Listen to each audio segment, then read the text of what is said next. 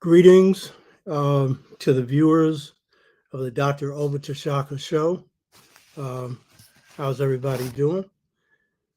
We have some special treats for you today in terms of a topic.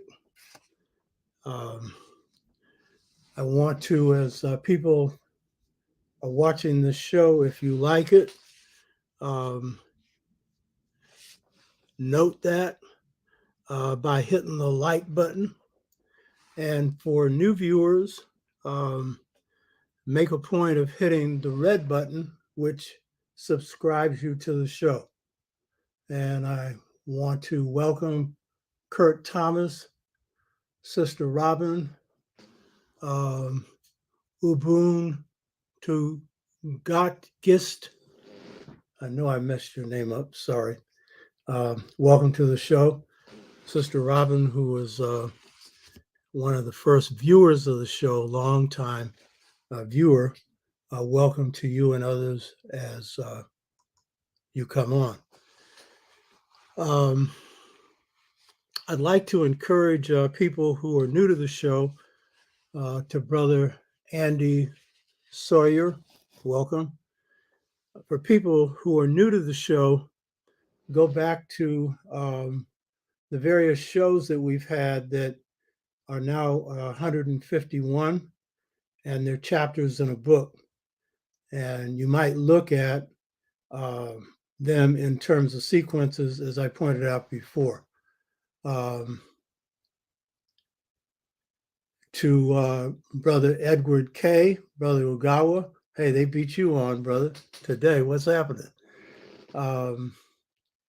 And Sister Lisa, greetings to you all.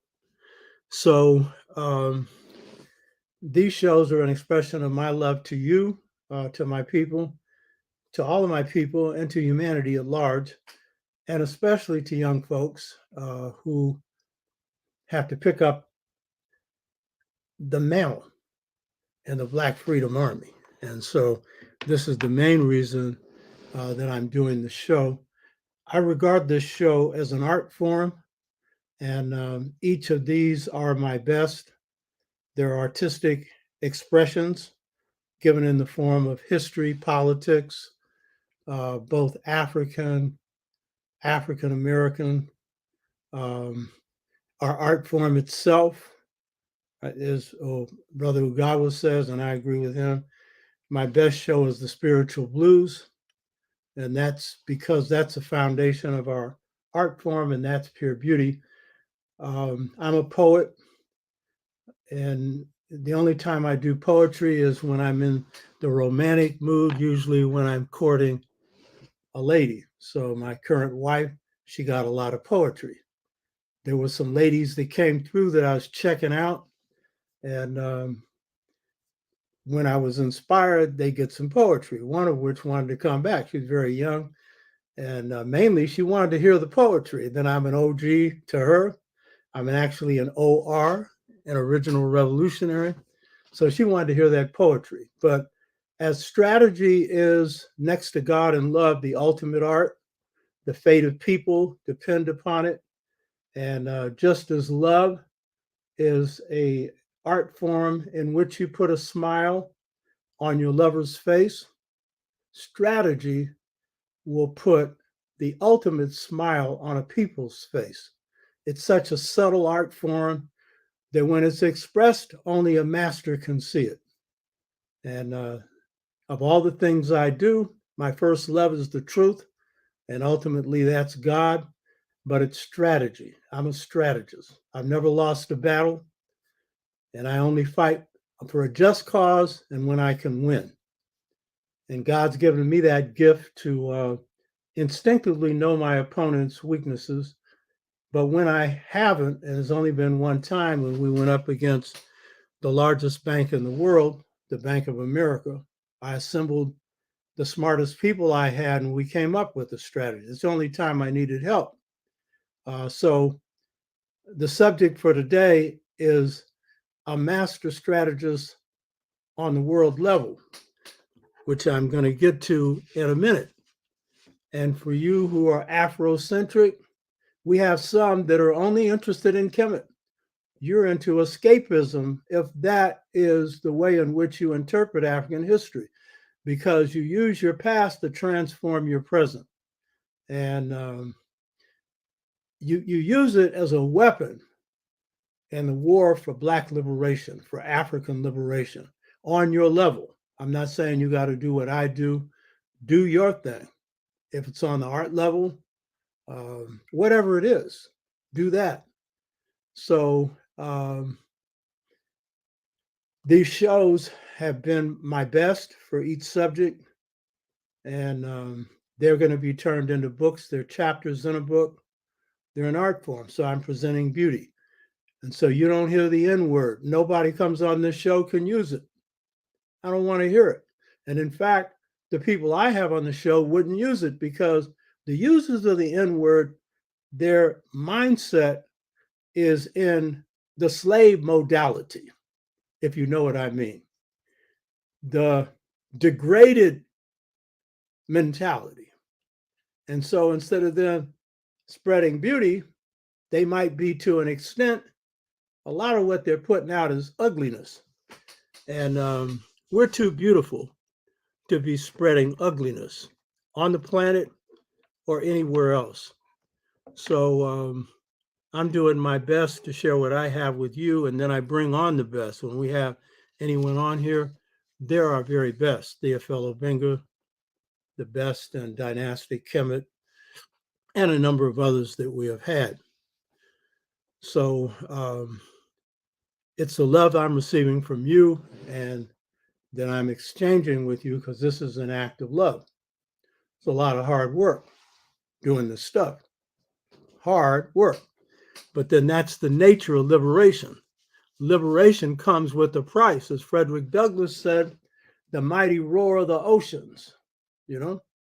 And there ain't no way in the world liberation's going to be passed out on some free plate. You're going to have to grab it, baby, you know? It's really good to see how the show is growing. Ogawa and I were somewhat surprised that the show that I did on Kemet, ancient Kemet, that focused on the first occasion, Septepi, why the Kemites saw, and other Africans saw, the first occasion is the most important thing, and for the Kemites it was Septepi, and why the Europeans focused on the theory of evolution. One of the questions that came after the show was, why did the European focus on evolution? I thought I answered it. Because as a material people, they're going to look for a material answer, and God ain't going to figure anywhere in it. And some of my people think that the Big Bang Theory excludes God. Some even have told me, because they're not into astrophysics, they don't believe in, the Big Bang Theory. This ain't got nothing to do with belief. I don't believe in God. I know God. I've seen God. You understand? I don't believe in the truth. As the Kemite says, speak truth, do truth. It's a practice. It's an experience. It's a reality. Belief is sometimes focusing on some things you may doubt and you just take for granted. So you believe. I don't believe that 1 and 1 equals 2. 1 and 1 equals 2. You know what I mean? So for those that had that question still, a material people are going to produce material thing of origin. And God ain't going to be anywhere in it, even when the origin is basically spirit-based. So they're caught in trouble. You dig? But we've grown. And that show alone has been generating almost 1,000 views a day. And so right now we're probably well over 14,000 views on that, and well over 300 new subscribers just coming from that show. And we're in the mid 6,000 viewers right now, 6,400 and something. And so Ogawa and I had set as a target 10,000 for the end of the year. It's easy to say now, it'll be easy to meet that target. will exceed it. But what's interesting about this show is 20% of the subscribers are regular viewers. So some people have 1 million subscribers and they're generating a couple of thousand views a show or whatever. It's not the number of subscribers, it's the number of people who are really dedicated to what's going on. And for me, I'm happiest when I've got viewers who are serious and want to use this to change their lives and change the conditions in their community. Welcome to Wolf Manlu, who's one of our real sharp brothers, conscious, that's regularly on this show. Gloria Briscoe, who's been on quite regularly. Greetings to you. Chad Jomo Kenyatta, greetings to you. Yeah, the Last Poets, man. That's, you talk about some art form. You know what I mean? Yeah. So this show is growing, and that's good. And we were also privileged when we had on a brother from South Africa about a month and a half ago. And that generated 800 new subscribers. And he's a beautiful brother, and he has a solid following in South Africa. So last Sunday, it was my privilege to pre-record an interview with Ana Maria Cabral, Amilcar Cabral's wife. And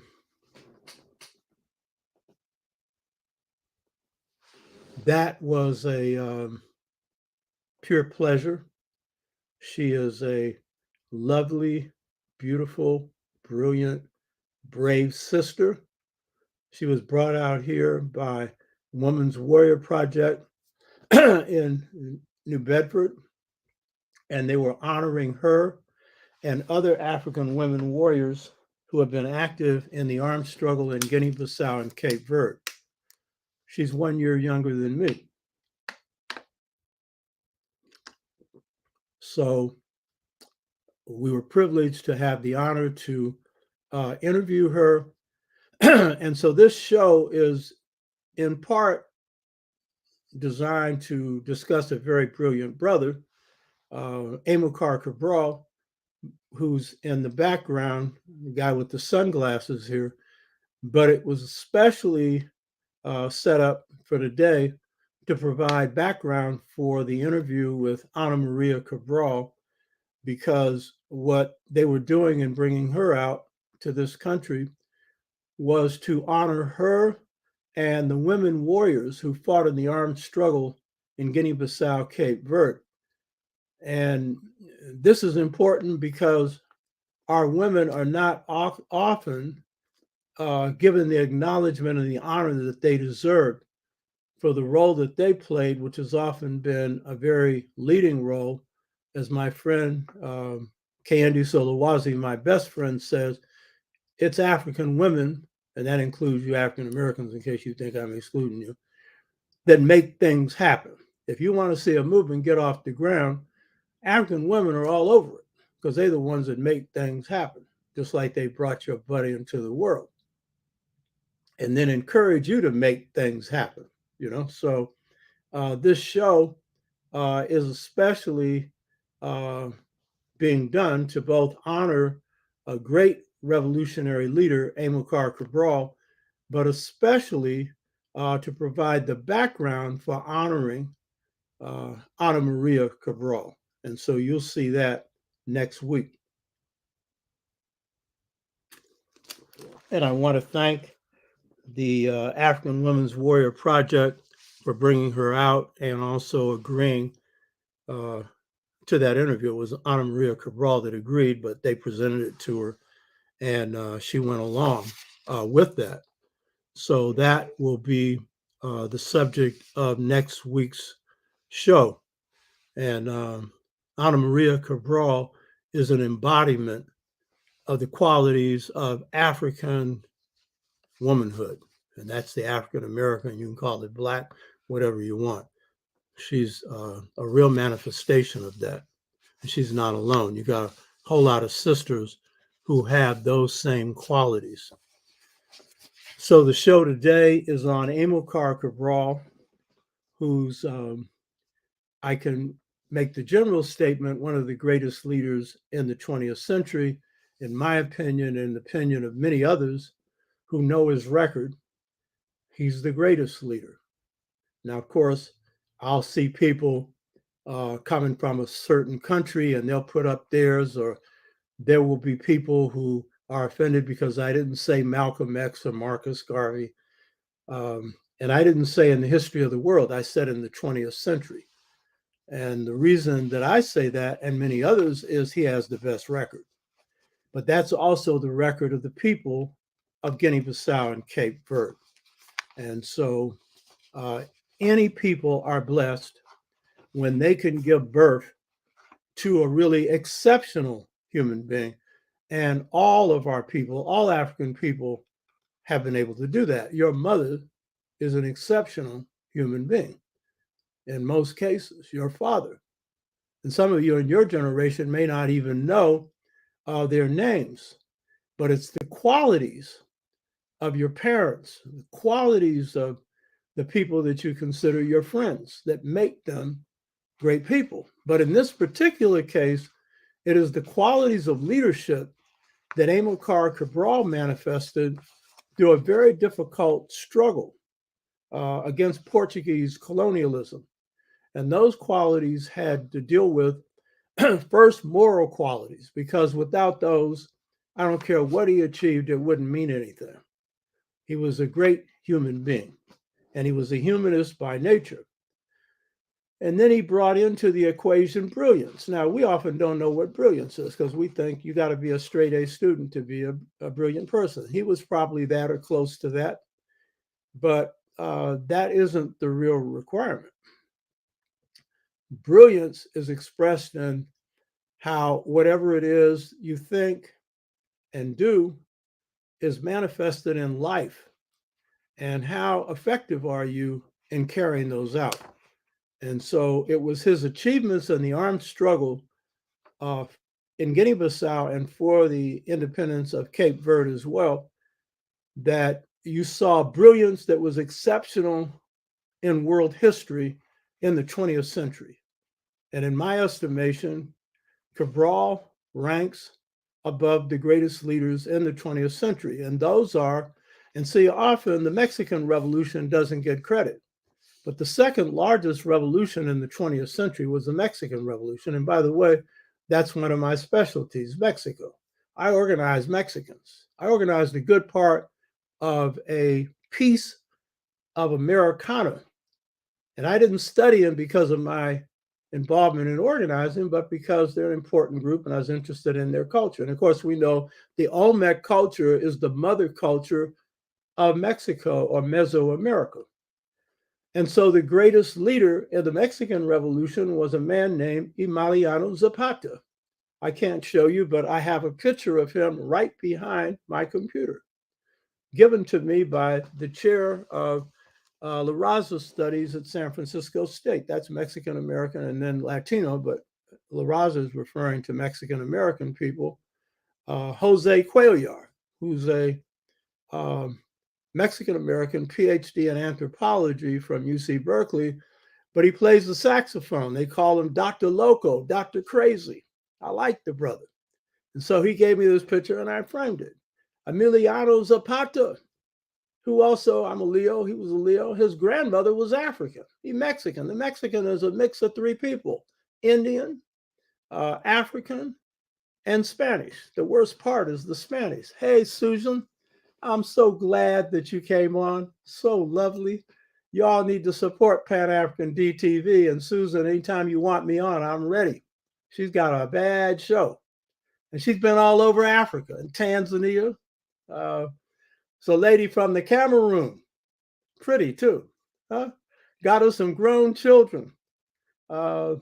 She's a business lady too. I know that.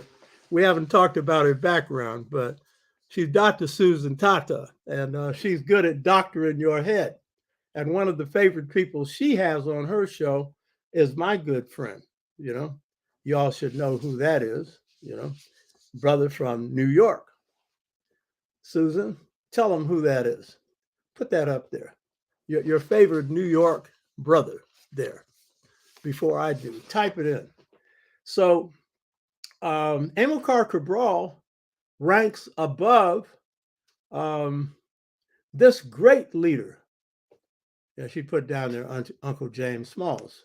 Yeah, I was expecting her to somebody else. That's my buddy. He's on regularly on the Pan-African DTV. So Amilcar Cabral ranks above him, and this was one great leader. And the Mexican Revolution doesn't get the credit it deserves because it was one of the longest lasting and biggest, only the Chinese being bigger. The only two you get to really see pushed in the 20th century is the Russian and Chinese Revolution. So he was a great leader. And the main reason is he had a vision. And the vision was sharing the land. It was communalism. The land, air, and water is not owned by any individual, but shared collectively. He came from Morelos, which is the African area of Mexico. That's why his grandmother was African. And so he had that vision coming from his culture. And he took no money from the forces that he was fighting. And so he was a great leader. Amilcar Cabral ranks above him, but this is a great leader, a great leader. And he was a man of style. He rode horses. He was somebody that before he joined the revolution and led it in the southern part of Mexico, rode horses and broke them, to tame them. And the women loved him. Real good looking brother. And if you see the pictures of him, he's very dark in complexion, but the Mexicans like to lighten him up every now and then. Ranks above him. In the revolution that occurred in Vietnam, the greatest leader and one of the greatest leaders in the world was Ho Chi Minh. He was great because, again, of his integrity.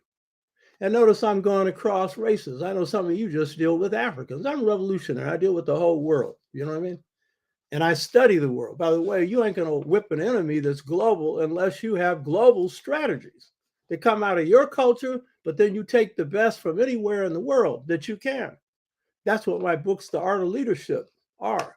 Drawing African culture, African American culture, and leadership systems, but then the best stuff that's used in the world. Because they're going to throw their best stuff at you. You better have better, So Ho Chi Minh, what made him really great? His integrity. He was a Confucianist. So ethics meant more to him than anything else. When he died, you could put all his possessions in a duffel bag. He wasn't like a lot of these gangsters who are running states in the United States, leave office broke, and in a few years, they 100, 200 billionaires, or the gangsters that run Africa, who care more about their bank accounts than their people and are backed by armed force, This was a man who cared about his people, and in the end, was the leader of the struggle. There were other leaders that actually led the armed struggle that defeated the French and the Americans. And, they put a little foot behind the Japanese as they were falling in World War II. Great leader. Mao Zedong, he led the armed struggle in China, took Chiang Enlai's place, and was an intellectual as well as a warrior. And he did certain things that Cabral did, but Cabral did it, I think, in even a better way. I'll talk about that when I get to it. So he was bad, as in good. Of course, he had his problems. He wasn't perfect because Chinese leaders are emperors, and so they one-man rule. And so if this one man is off, then you're in trouble. But by and large, he was on. Greater than him. And I don't even need to put Stalin in the picture. He was a mass killer. Lenin was okay, but greater than him. And I'll say one reason is, as we get into Amilcar Cabral's thoughts, you'll see his work better, actually. And then Castro was good. He had his problems, but he was good. I respect him. Any country that would send an army, in this case into Africa, and over 60% of the Cubans are Africans, just on principle, to kick the South Africans behind. When he went into Angola, that was a great achievement. I have my critique of him. I'm not giving it, but he was a great leader. And his intelligence operation, which the Russians trained his people in, but Castro ran it, was better than the CIA. I won't go into why. I've mentioned it a few times on the show before. Castro was great. Amilcar Cabral ranks above him, in my humble opinion. Of course, there will be some people who are different, and that's all right. You understand? Notice, I'm not putting myself in that category. I'm not putting Malcolm, and I wear a goatee because of Malcolm. I'm not putting Garvey. They were all great leaders. Amilcar Cabral. So it was his character, his thoughts, his role as a strategist, his overall ideas on at least the overall orchestration of the armed struggle, though he himself was never involved in the armed struggle himself. He was the leader of it and is a person who shaped the leadership around him. It was all of that. But I would say most important of all was his good character. He was a good human being. And so I'm offering this to Amilcar Cabral. He's in heaven. And I just want to say to you, brother, I love you. I didn't know about you when I was in the thick of my battles from 60 to 63. I discovered you probably around 65, 66, 67. And some of the transformations we went through that we'll talk about today, that Amilcar Cabral went through, we went through. I went through, Malcolm and others, and we'll talk about that. So, brother, I want to say to you up there in your lurch in heaven, this is an offering to you and to your people, your heroic people who fought the good fight. This comes from my heart. You don't see that picture behind me for no reason. I mean, I've been in the movement 63 years. And if I'm still drawing from some examples from somebody, they really got something to offer. And please believe me, Amilcar Cabral did. And his lessons still resonate to this day. So the topic for today's show is Amilcar Cabral's assertion that the liberation movement is an act of culture. And so this is what you're going to hear over and over again in this show, is the role that African, and don't misinterpret this, African American, New African, African Caribbean, African diasporan, I don't care what part of the world you're coming from, the role that African culture plays in the liberation movement. Now, his assertion was that the liberation movement is an act of culture, which goes beyond Africa. Because if you look at every liberation movement that has taken place in the world, you will find those liberation movements are playing out their culture. It is no accident that Joseph Stalin, as a leader of Russia, after the death of Lenin, that he would be as brutal as he was. He was acting out the most negative features of Russian culture. The czars were brutal. And so it's not just African culture that is the main expression of African liberation movements, but every culture is going to come out in the liberation movements that come forward. And so the question is, which part of it, the positive or the negative? You understand? And since, as I pointed out before, the Russians, the Ukrainians, give birth to Aryanism along with the people living in the Caucasus Mountains. And so they give birth to a very brutal Aryan lord and master culture. And you're seeing it played out today with your president. Um, being at a major summit of NATO, giving the two-step to Ukraine. They've encouraged them to fight, but they have no intention of admitting them to the European Union or to NATO. And if they did right now, then it would guarantee that that war would go on forever.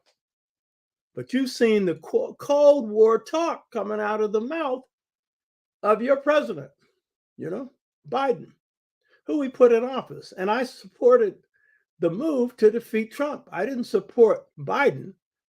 I supported ending Trump's presidency.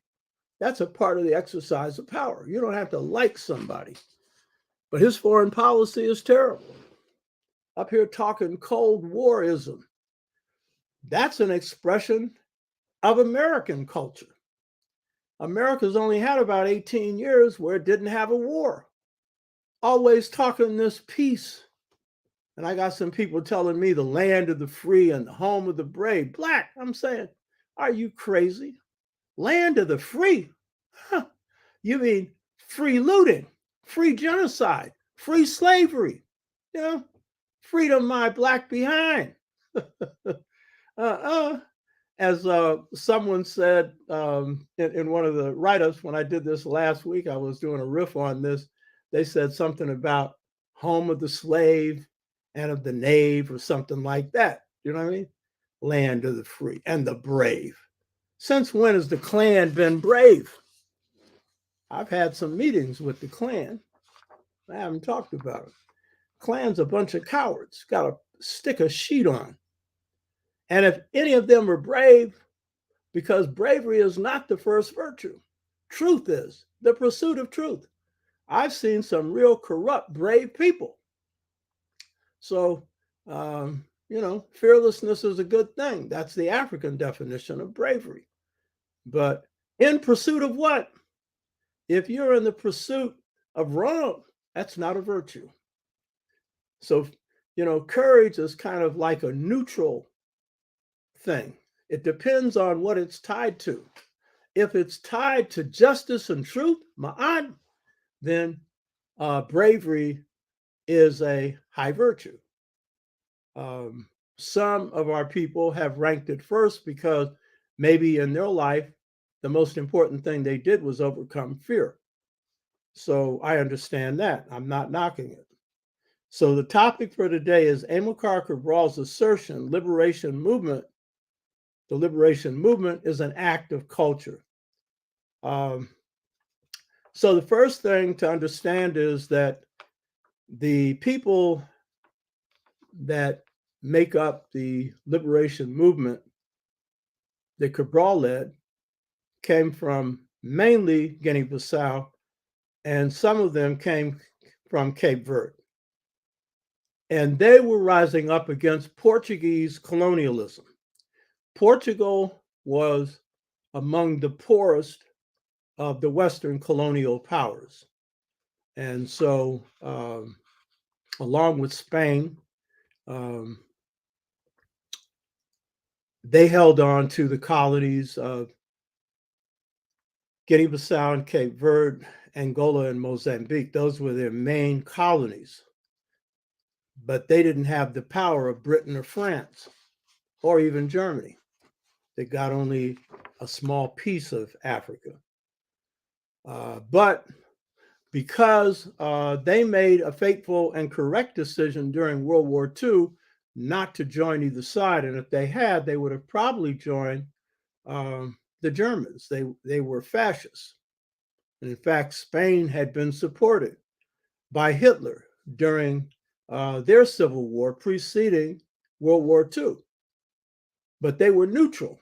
And as a result, their countries didn't get bombed out. And so they came out of World War II with the illusion that they could still hold on to their colonies. Whereas Britain had engaged in a war, 2 world wars against Germany, France, and their power was completely sapped, gone. And so they knew they had to walk away from Africa. Hmm? So peaceful struggles could win in a colonial situation like that. Um, but the Portuguese and then the French, while their power had been sapped, they still held on to some illusion that they could still hold it.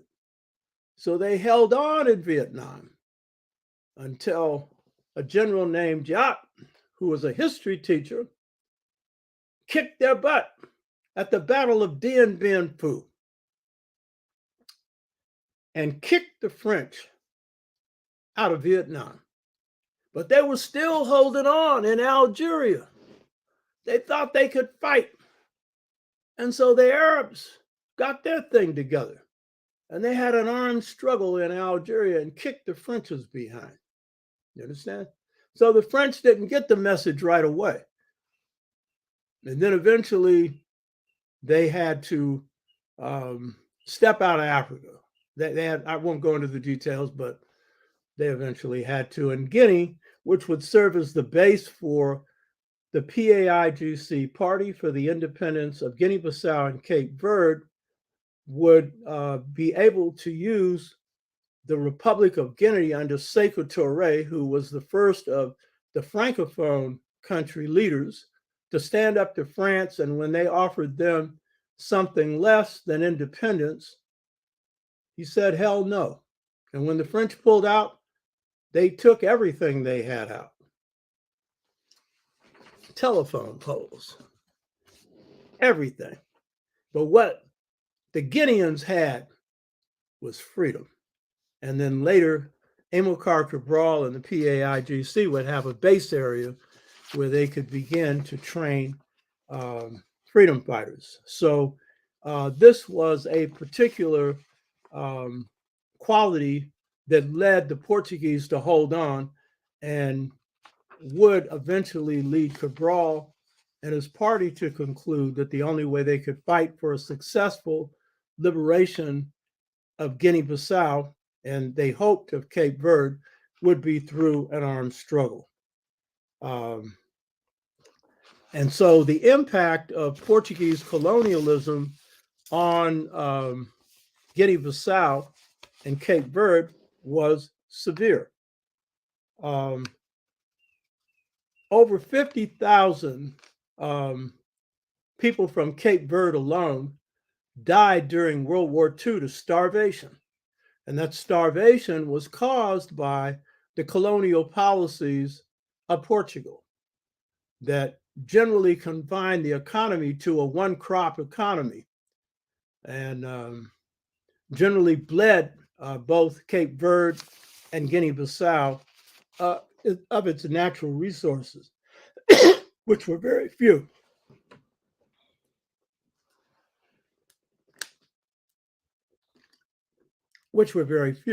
And it also explains why the Portuguese did not settle in either Cape Verde or in Guinea-Bissau, because there were no natural raw materials. This would also mean it would be harder for the PAIGC, the Liberation Organization, to organize the people of Guinea-Bissau, because they didn't see a direct Portuguese presence as they saw in Angola and Mozambique. Their presence was through tax collectors, few officials that were based throughout Guinea-Bissau. And in the case of Cape Verde, the Cape Verdes were allowed to get an education, and they often played a role as lower level administrators in the colonial system, with some defecting to the armed struggle later.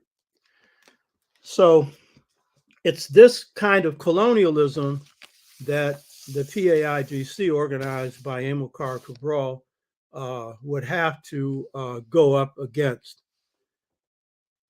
Now, the overall purpose of this presentation is a little different from what would normally be done. Normally, you'd expect this to be a biographical thing on Cabral. No, this is going to be different. Though I'm going to deal with some aspects of his life so that you understand who he was and who contributed in his family and whatnot to his growth and development. The purpose of today's program is to analyze the strategies and tactics of Amilcar Cabral and compare them to strategies and tactics of Africans in the United States, such as Malcolm X, Ella Baker, in some cases, the Black Panther Party, the Black Freedom Movement overall, and in Africa especially, to compare them to the strategies of, I think, the leader in Africa that was most productive and had the best solution for African economic independence, Julius Nyerere of Tanzania, who had the privilege to meet, and we had discussions in 1967, a couple hours in front of his house. And my organization, Pan-African Peoples Organization, worked in the villages of Tanzania in 1973 for 3 months, working in what was the best program put forward by an African leader, one that Cabral would have pushed had he lived, Ujamaa villages. Ujamaa, Ujamaa, meaning sharing through the family. And Nyerere was a product of a village organization. And he was inculcated with village values. And as a result, for a good 12 years, had that instilled in him. And so that was the program that he put forward for his people. So in 73, Pan-African Peoples Organization, which I still chair, we sent a team of 10 people, myself included, along with my wife, Anasa Tashaka, a brother who watches this show regularly, Kushinda and Akara. Akara right now is recovering from knee surgery. Kushinda is taking care of his wife. They have a great relationship. I married them in the 70s. I actually have a picture in one of our newspapers of her being carried in on an African chair. And we had to get Kushinda up to doing a dance. Kushinda is a 4th degree black belt in karate and a 1st degree in judo. He's a master combat martial artist and one of the best people we had in Pan-African Peoples Organization. He also went through a transformational process that we will be discussing in the context of Amilcar Cabral. So it was that work in Africa that enabled me to really grow. And it was part of our work in contributing to the liberation movement in Africa while we're engaged in our own liberation struggle in the United States. So this is going to be a comparative look at some of the ideas, strategies, and tactics and experiences of transformation coming out of Amilcar Cabral that was shared by Africans in the United States, in Africa, and in other parts of the world. And always, I'm using this to use the past so that you can use it to change the present. So I'm also going to be looking at how the liberation movement that Cabral described as an expression of culture, which is global for African people, what are some of the historical lessons that we learn from these movements? And what are some of the common cultural unities that African people engaged in struggle draw from? Cabral wasn't so much focused on the common cultural unities, but they did among African people, but they did play a role in waking him up. And I'll be going into that. But that's important because it explains why we went through some of the same kinds of approaches to struggle, because there was an African framework in spite of the attacks carried out on African culture. So this will also be looking at what are some of the organic systems that evolve out of a people's culture being attacked. And so in the recovery process of culture, what are some of the organic systems that emerged. And these are global. And to the extent that some of our Black liberation movements in the US did not undergo these processes of transformation of consciousness, they failed. And to the extent that they did, they were successful. And the key to all of this was you had to immerse yourself in a transformational system. So, what were some of the organic features of change that didn't come out of ancient Africa? It came out of the need for us to recover our sense of who we are, our sense of identity, our sense of self-love and self-respect. So first, I want to deal with some of the background of Amilcar Cabral because that background is important for understanding him.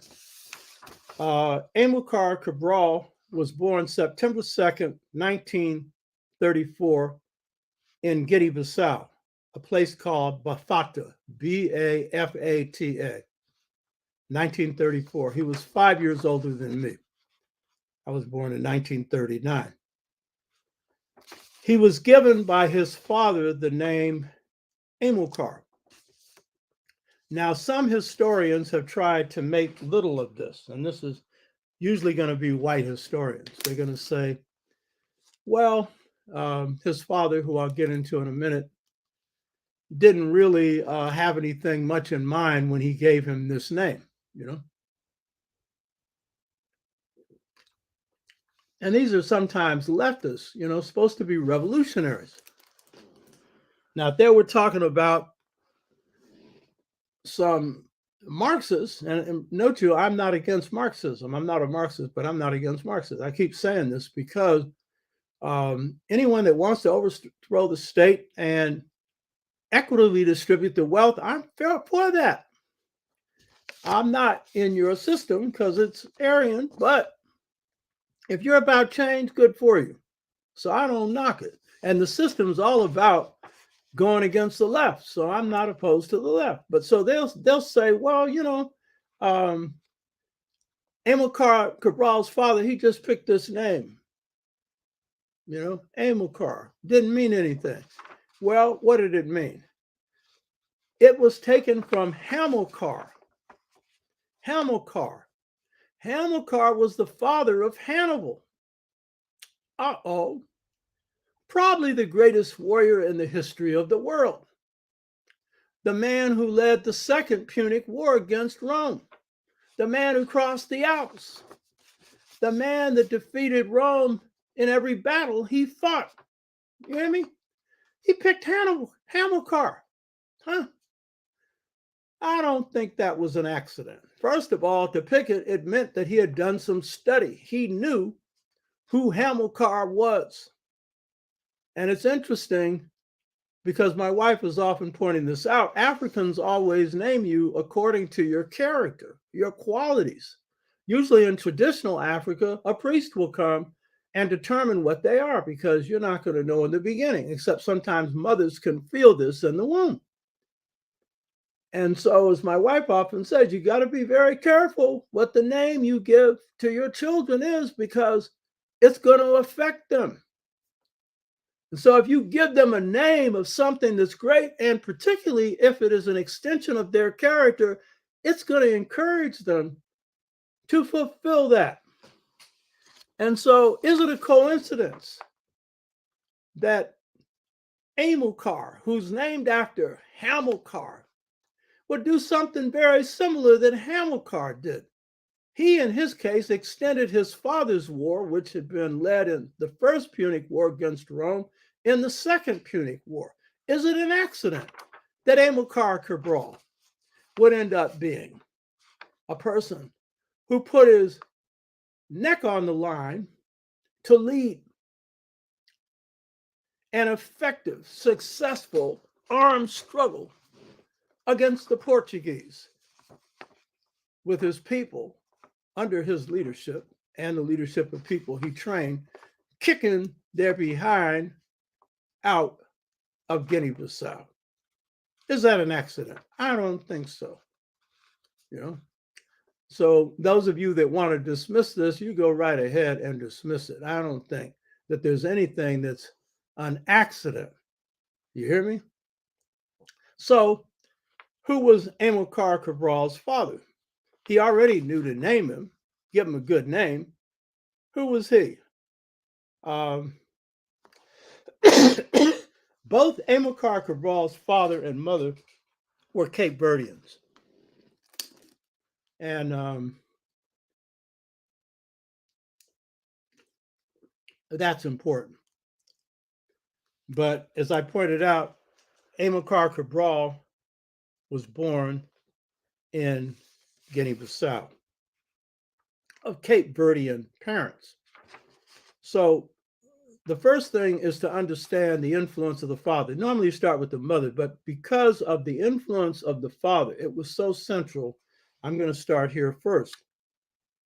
Amilcar Cabral's father was called Juvenal Cabral. His mother was Iva Penhel Imora. Juvenal Cabral was the most singular important influence on Amilcar Cabral in his whole life.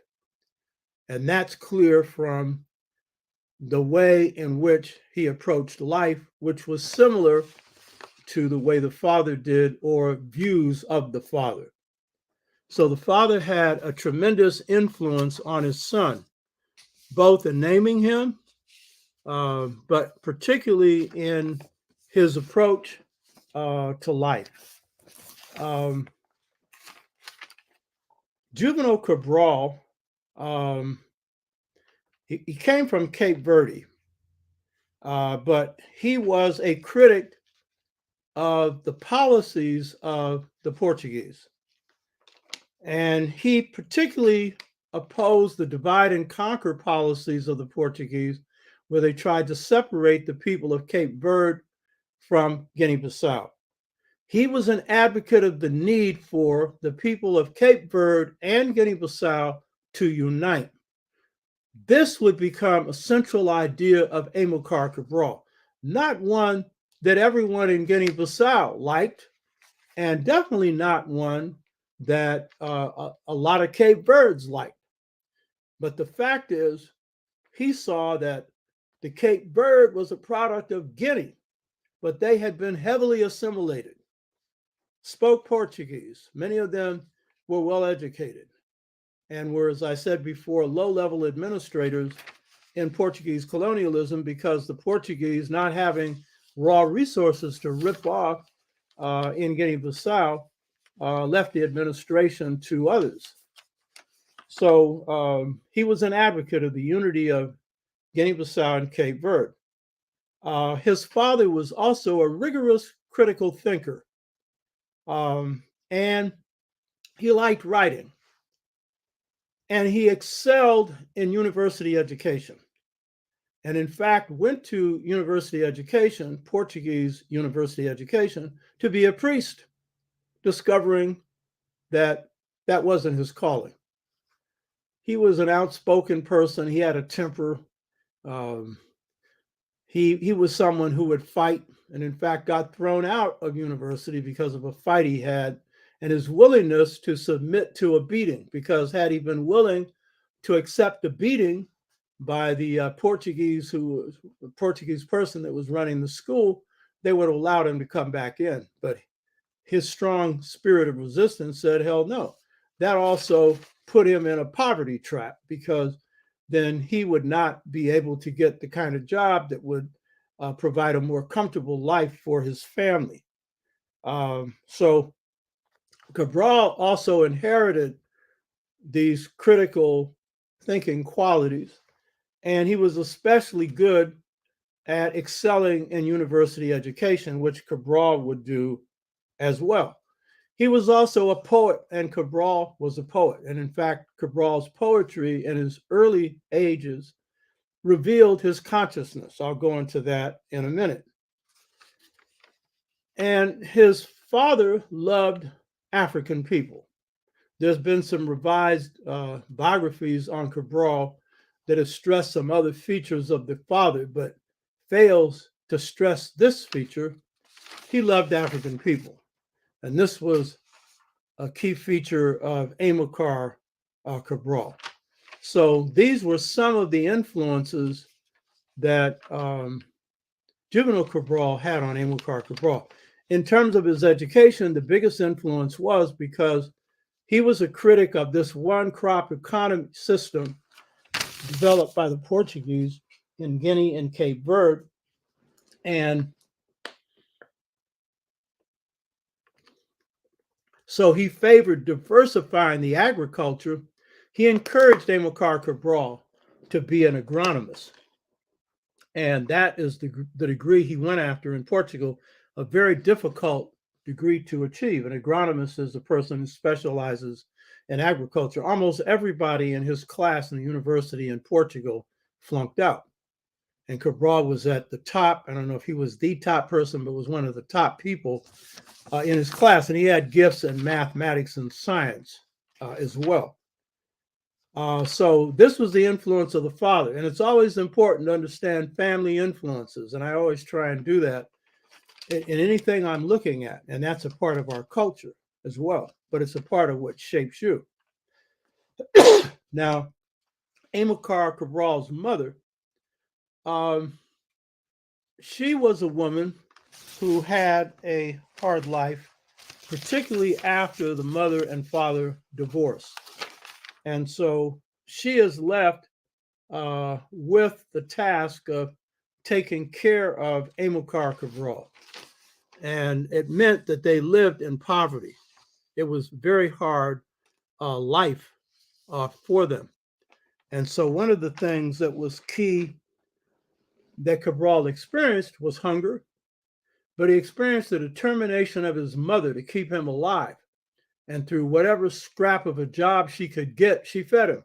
But the main thing she contributed to Amilcar Cabral is she is the one that saw that Amilcar Cabral was able to take advantages in the Portuguese educational system, where when he was young, they were beginning to open up education where promising students could get a free education.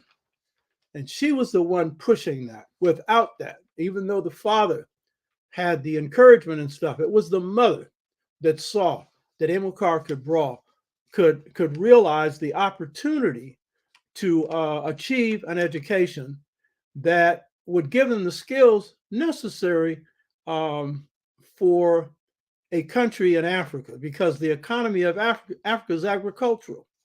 It's not a better subject that you could major in than agronomy or agriculture. And this is where, though Julius Nyerere did not major in agriculture because he came out of an Ujamaa village or a village culture that based on communalism, he had a value for agriculture.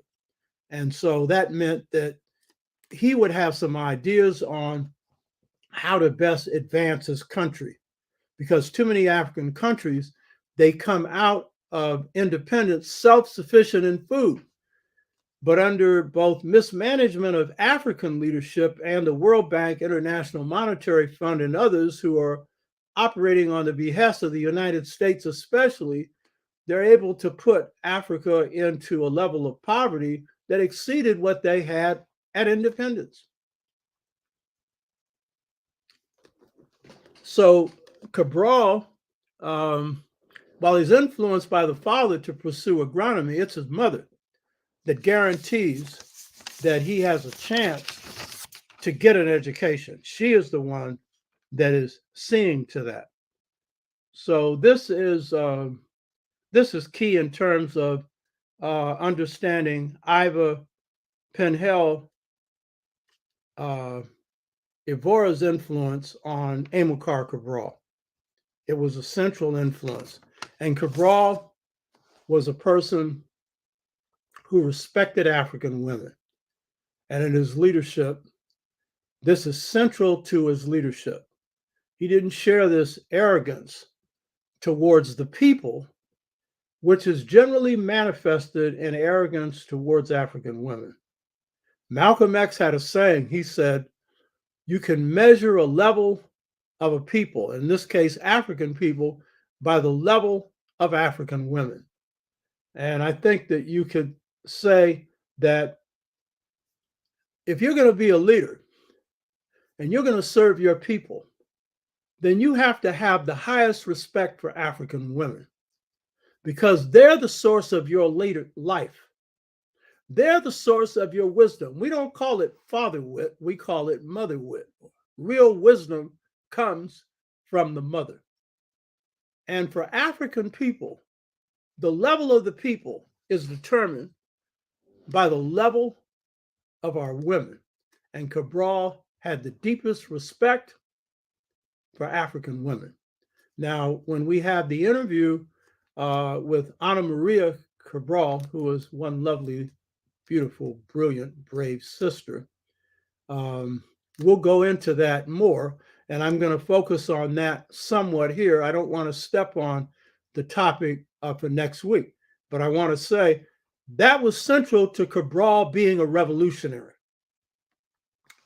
was his appreciation of, love, and respect for African people, but especially African women. And this is the heart and soul of his revolutionary project. And you won't see in the West this being raised as a revolutionary principle. You know, I come out of this philosophy, all the males and females being equally empowered to govern every phase of society.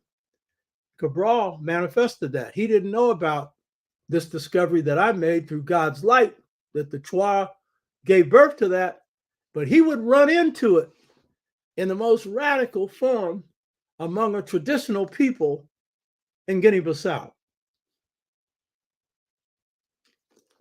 And they were as much responsible for the success of the revolution in Guinea-Bissau as Cabral's thoughts were, and the fighting spirit and brilliance of the people who were engaged in the armed struggle under the leadership of the PAIGC. So there are some key things that I'm going to deal with today around Cabral's thought and how it applies in the global arena among Africans in the US, Africans in the Caribbean, Africans on the continent, Africans in the diaspora. And this applies to people of color, by the way. So I'm going to be dealing with the way in which transformation worked. Because when your mind has become colonized, or in the United States enslaved and then colonized, or in the Caribbean enslaved and colonized, then there has to be a path for freeing it.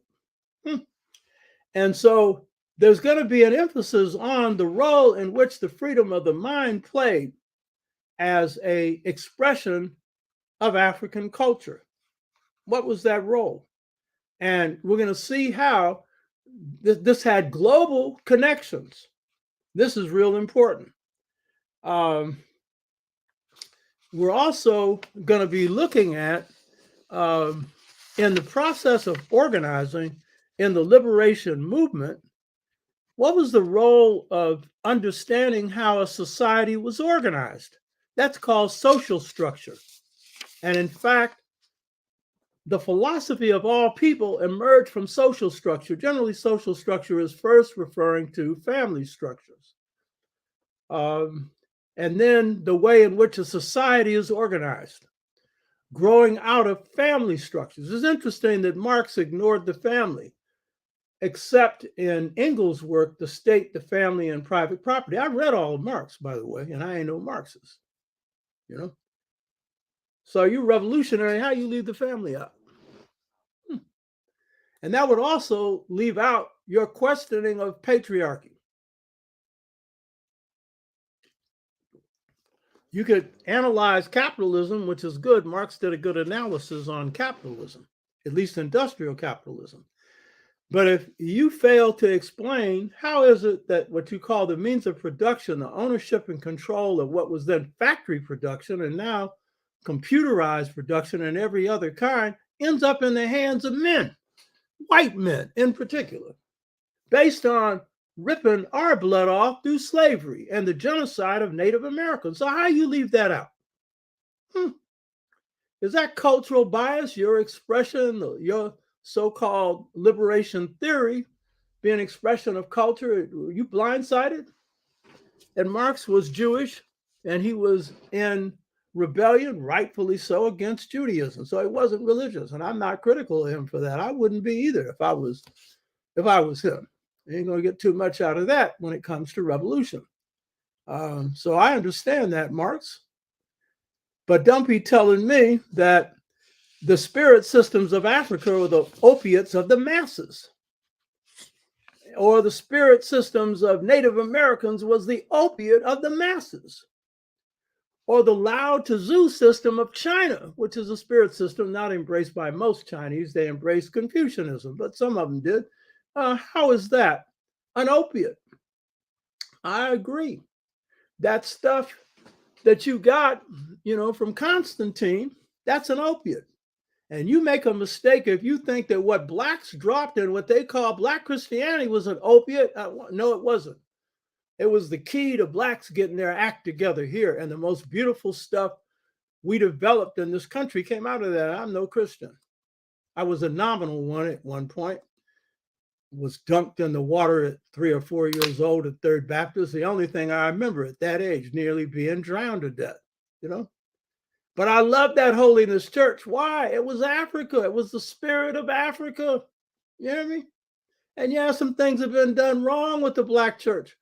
But as Elder Baker said, the aesthetics of the black community come out of the black church.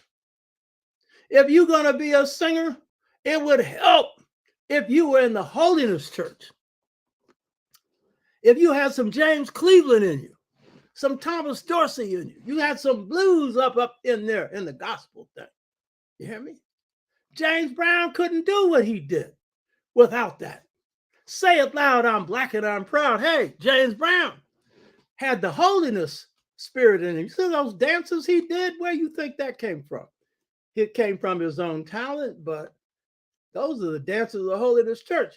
When the spirit is being brought down, you got to cross the legs in the right way. You hear me? Huh?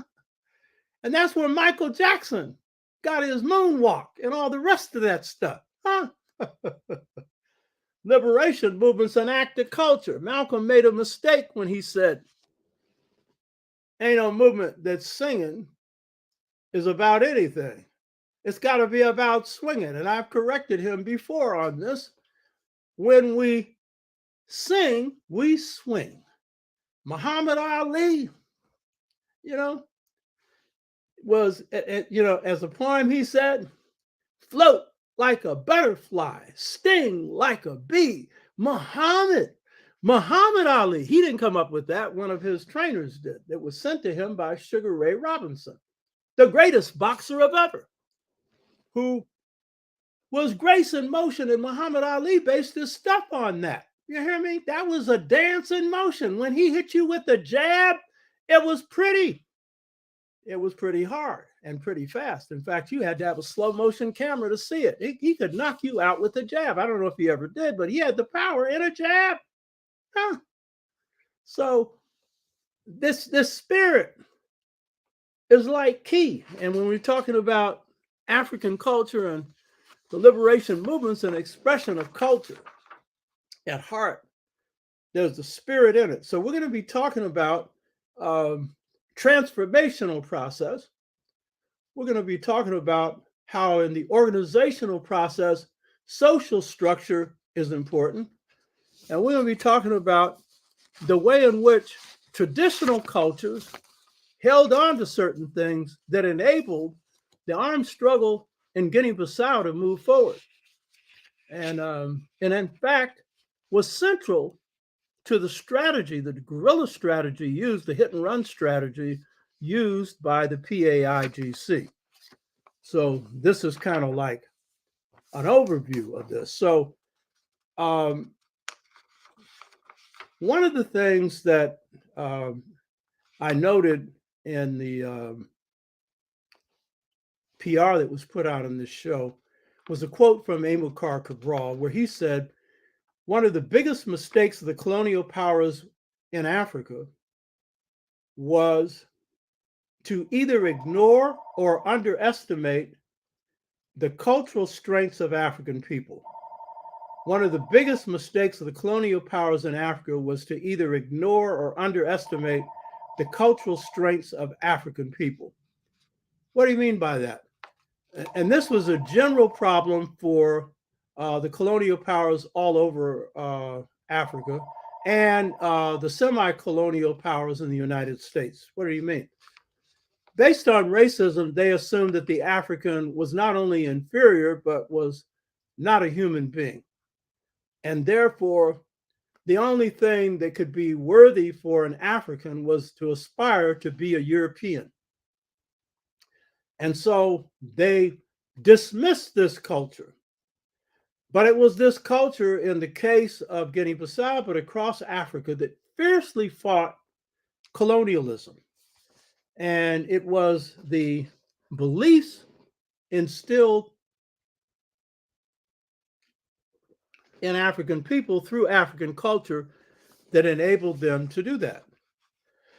And while Cabral did not study the cultural unities of African culture, it was the unities of African culture that led to broad resistance across the African continent. There was 100 years of resistance to the intrusion of Africans into Africa, military resistance.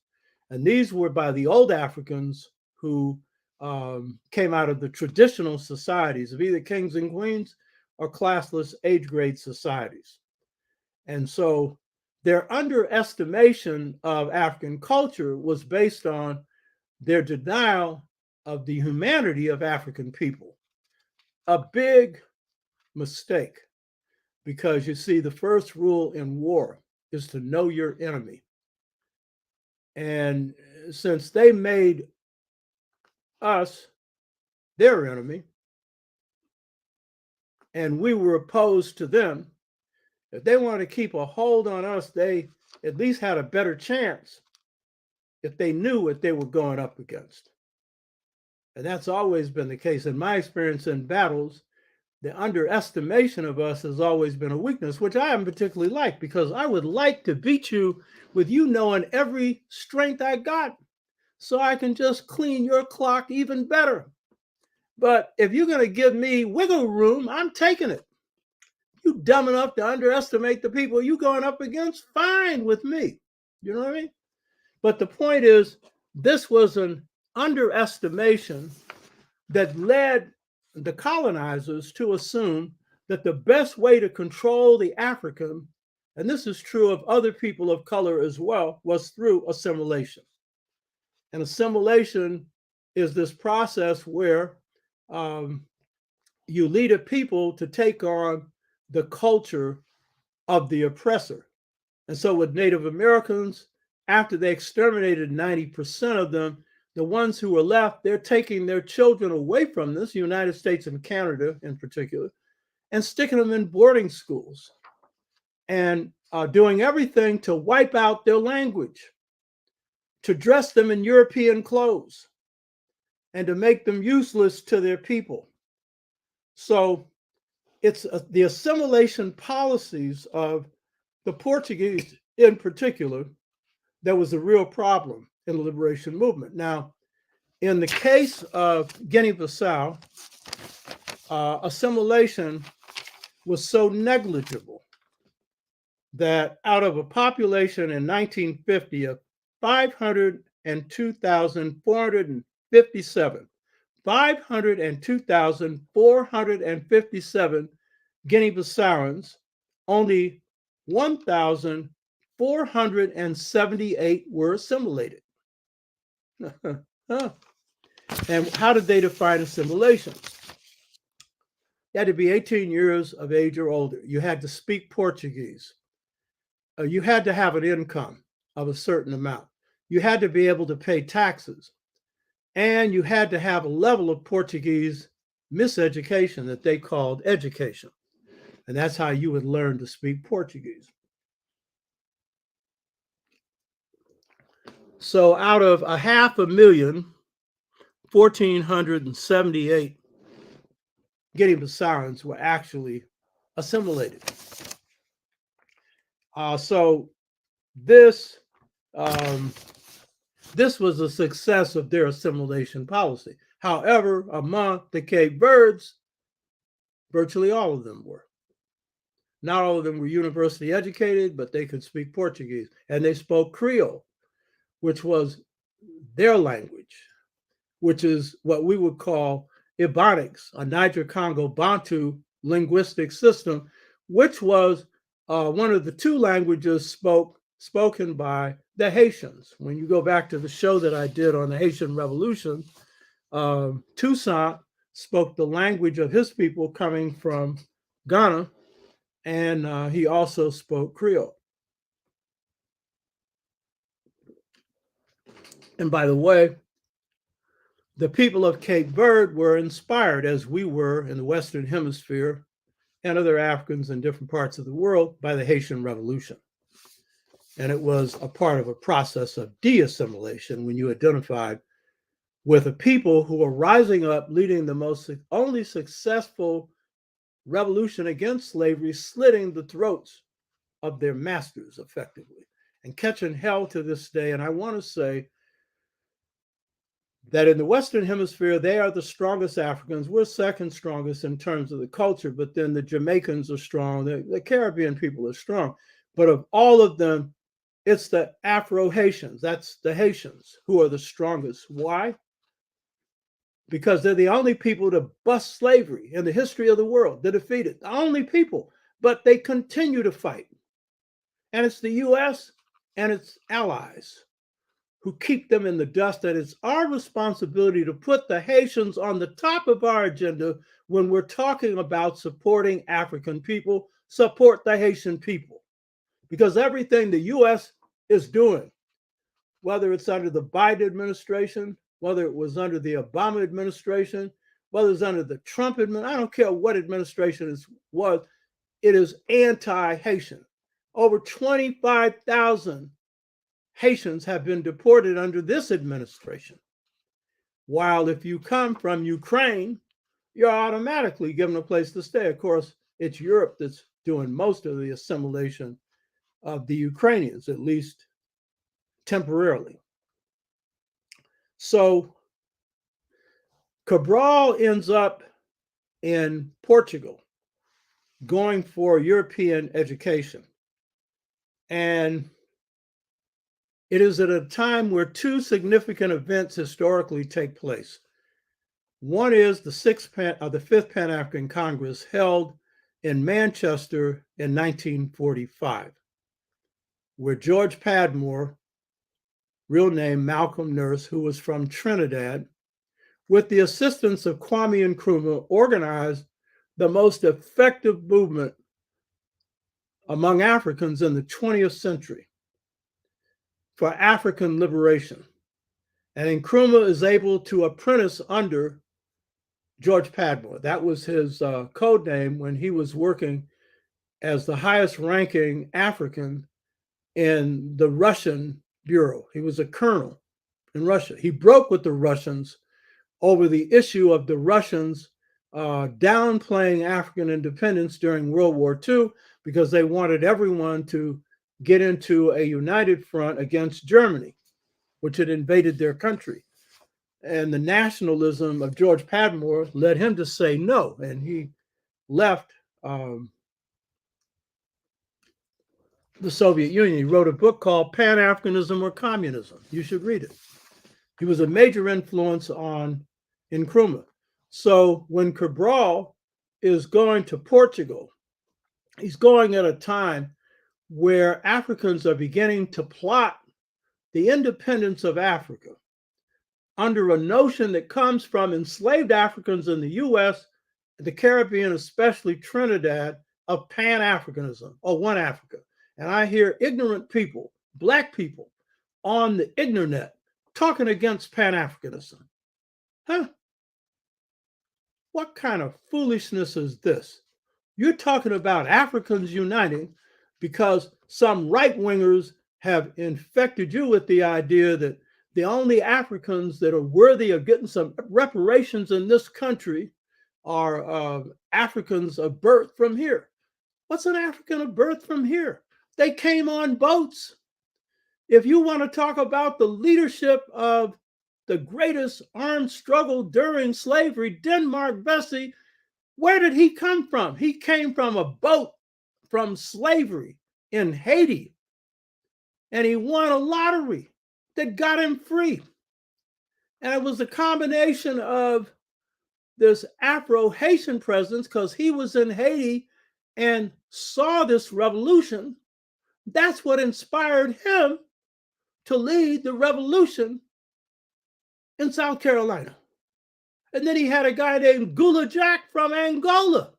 I mean, where do you think we came from? You know, the good ship, Jesus brought the first ones over here, and that was for, England and their slave trade. But we didn't come on the Mayflower, it's all this knucklehead stuff. So Cabral, he was inspired by that. That was in the clouds. That was a part of what influenced the thinking of young Africans now in Europe, in this case in Portugal. The other thing that influenced him was the Atlantic Charter, signed by Roosevelt and Churchill and others. And what did it call for? It called for the self-determination of the colonized people of the world. So there is an atmosphere of liberation going on. Now, of course, the Americans were speaking out of two sides of their mouth. Roosevelt was against the old colonialism of Britain, France, and the others. But he was for a new colonialism that would occur through Bretton Woods set of agreements where they create the World Bank and International Monetary Fund. It would become a financial colonialism led by the U.S.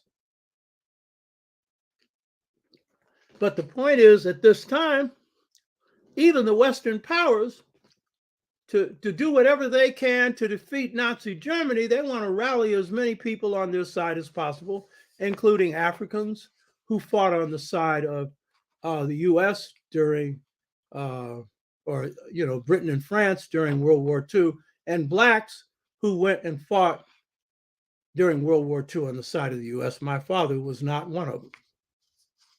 I told you this before. He went before the draft board and told them, "They know Germans or Japanese look anything like me.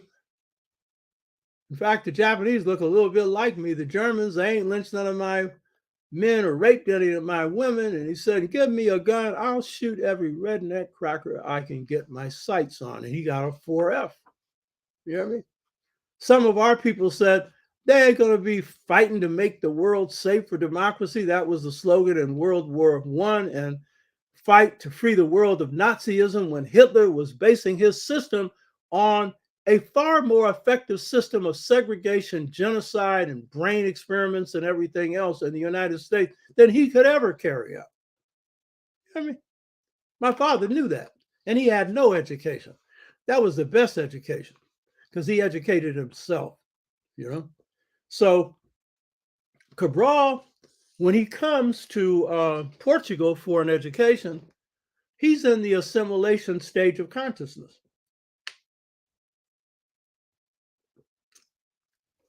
Coming from Cape Verde, he can speak Portuguese. He has excelled in their educational system enough to get a scholarship to come to Portugal for an education. And so he's assimilated. So this is the first thing I want to deal with, is the process for freeing Cabral's mind. This was an organic process that was experienced by Africans throughout the world in need of that transformation. So Cabral is known by many of the leaders of Angola and Mozambique who took part with him in a study group that was disguised as a cultural group, because they were up under Portuguese fascism. And so anything that looked too political could get you thrown in jail, tortured, and definitely thrown out of university and sent back home, if you were lucky enough to get sent back home, lucky enough to live.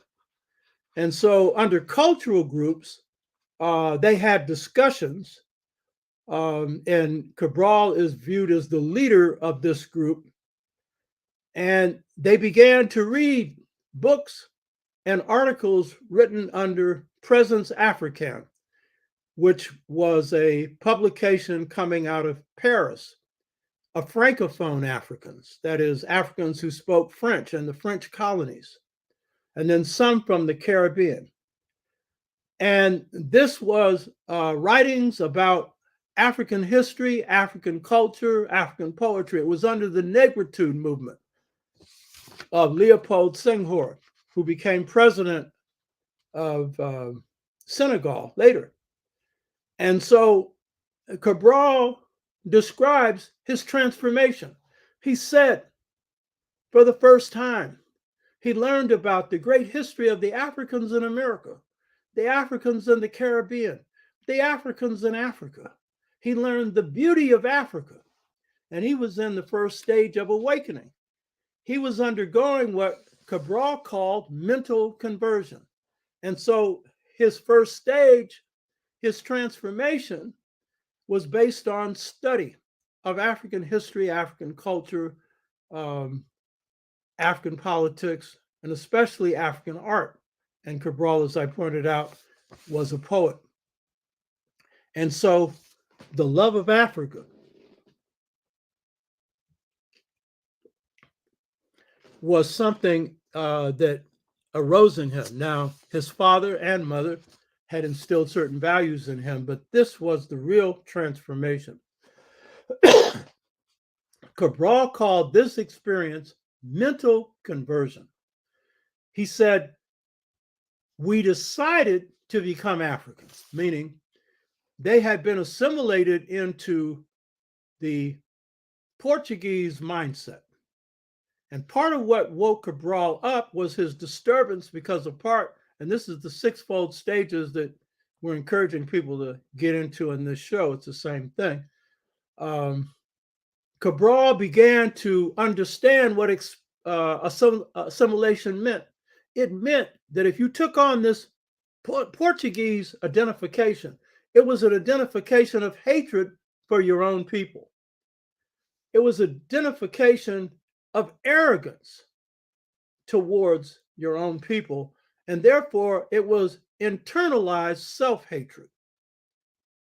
And so it was seeing what assimilation really meant firsthand, being in the capital of Portuguese colonialism, where he experienced anger over the process that he was going through, because he could see he was being miseducated to become a flunky for Portuguese colonialism, as were the other Africans who were there.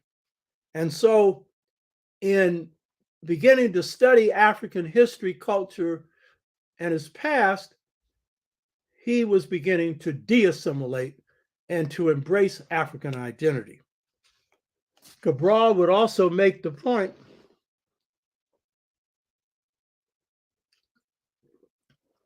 that this process, and this is a point I'd make for the process that we've gone through here, this process of mental freedom or mental conversion would only be complete when those who embraced African identity joined the struggle for African liberation. And the same is true here. So, first thing we're looking at is the role that culture played in the transformation, not only just of Cabral, but those who had been assimilated. And we'll see that Malcolm X underwent this same conversion. I underwent this same conversion. I wasn't following Cabral. I didn't know about Cabral until well after my awakening, which was in 1963. Malcolm's transformation occurred in prison. All three of us shared the experience of assimilation. And in this case, for me, psychological assimilation, historical assimilation. And so I call this the sixfold stages to mental freedom because it charts the stages through which our people go when they undergo an awakening. Cabral called it mental conversion. Malcolm X had not really been able to stand back from this experience because he was busy organizing and whatnot. So he wasn't able to trace the stages through which he went. But he, as I pointed out before, described this in terms of his experience. So he said, first, your philosophy changes from a European Aryan philosophy of contempt for your people, for yourself, from a Supreme Court Justice Thomas mentality of hating yourself because, as he said, your behind had been kicked by Europeans, to a philosophy of self-love, self-knowledge, and self-respect. And he said, then your attitude changes from negative to positive. And then he said, because he's describing, see, this is all about a transformation of mind, body, and spirit. So this is an experience he's describing.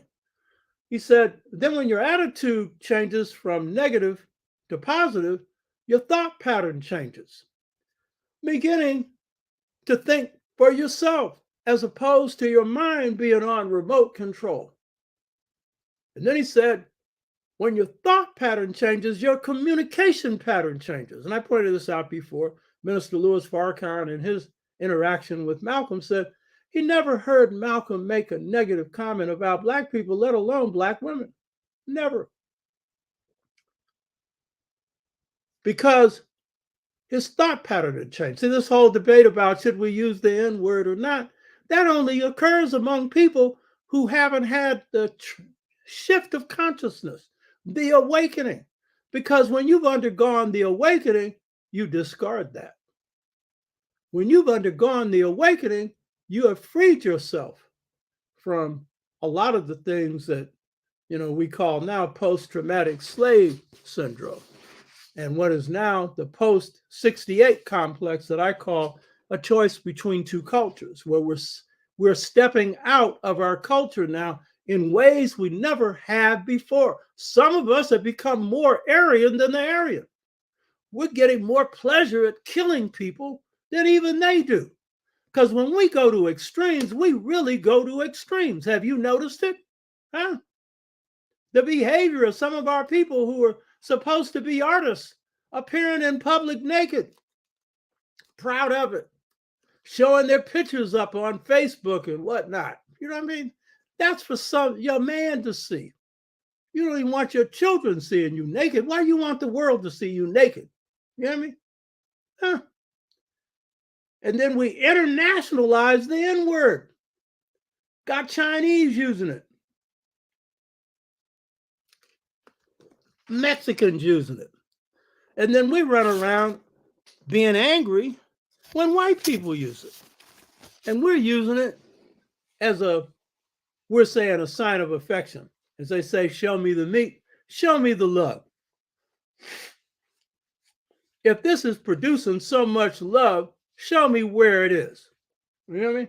It definitely ain't coming from people who are mouthing hate and talking about his love. So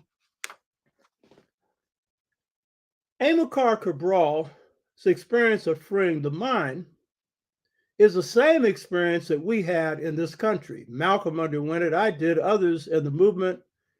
And the key was that in embracing an image of ourselves that was positive, a historical image, then we could embrace both an image of Africa that was positive, an image of Afro-America, wherever we were in the world.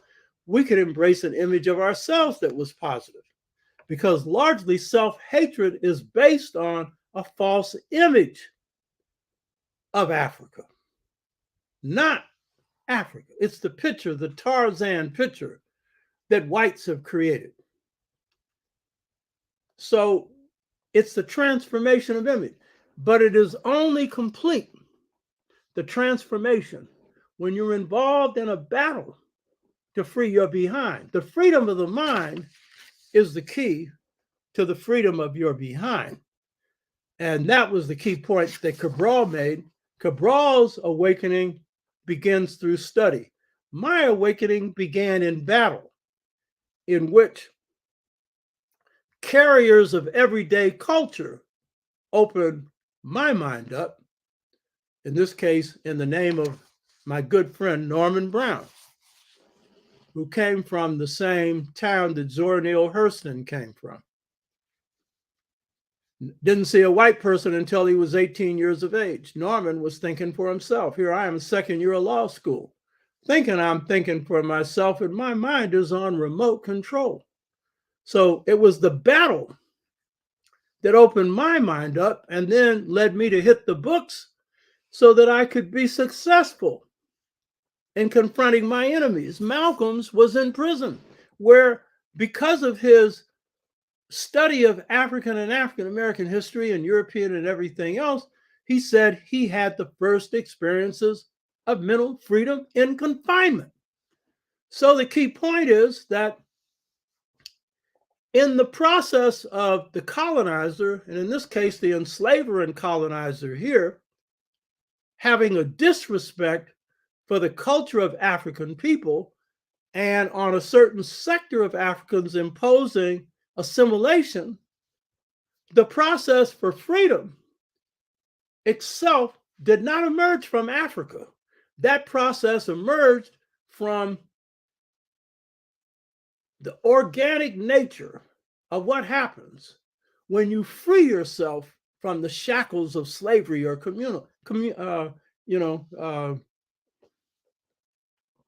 colonialism that's imposed on your mind. When you free yourself from those shackles, there are stages that you go through. You'll only know them when you go through them. And you can tell those blacks who are out there calling themselves leaders whether they've gone through it or not, because it will be determined by what comes out of their mouth and what they end up doing. So this also explains then why Amilcar Cabral said that the liberation movement was an act of culture. The main reason is that, and this is why Cabral's uniqueness in framing his political ideas were framed in a cultural framework, because culture deals with every phase of life. It's your way of life and design for living that covers everything. But he would focus in on culture. Why? Because the freedom of the mind occurred through returning not just to African culture, but to the positive aspects of African culture. Not just to African American culture, but to the positive aspects of African American culture. And so, just as he said, the act of the colonizer in suppressing colonized Africans was an act of cultural suppression. Therefore, the liberation movement is an act of resistance against that cultural oppression, which is in every area of life. And so this is why Cabral's central emphasis is on culture. Now, Cabral didn't study in detail different African cultures. He wasn't into what we're into now, the Kemetic thing.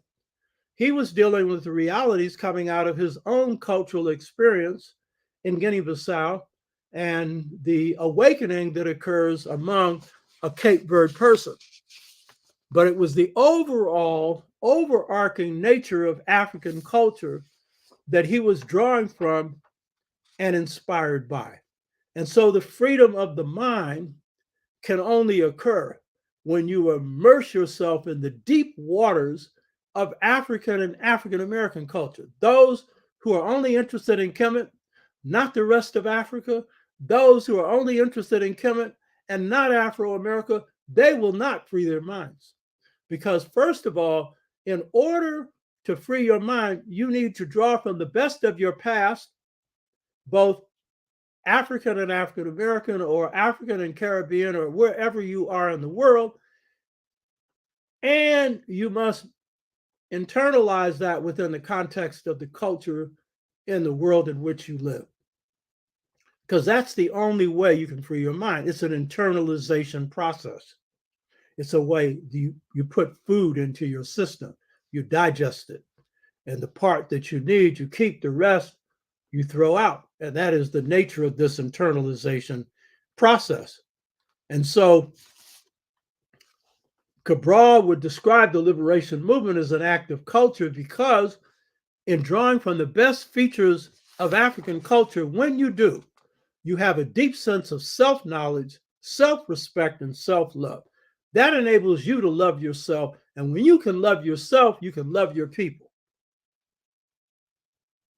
My wife's father had a saying, Black people love God more than themselves, meaning they don't love God. Because if you don't love yourself, how can you love God? And God's a part of you.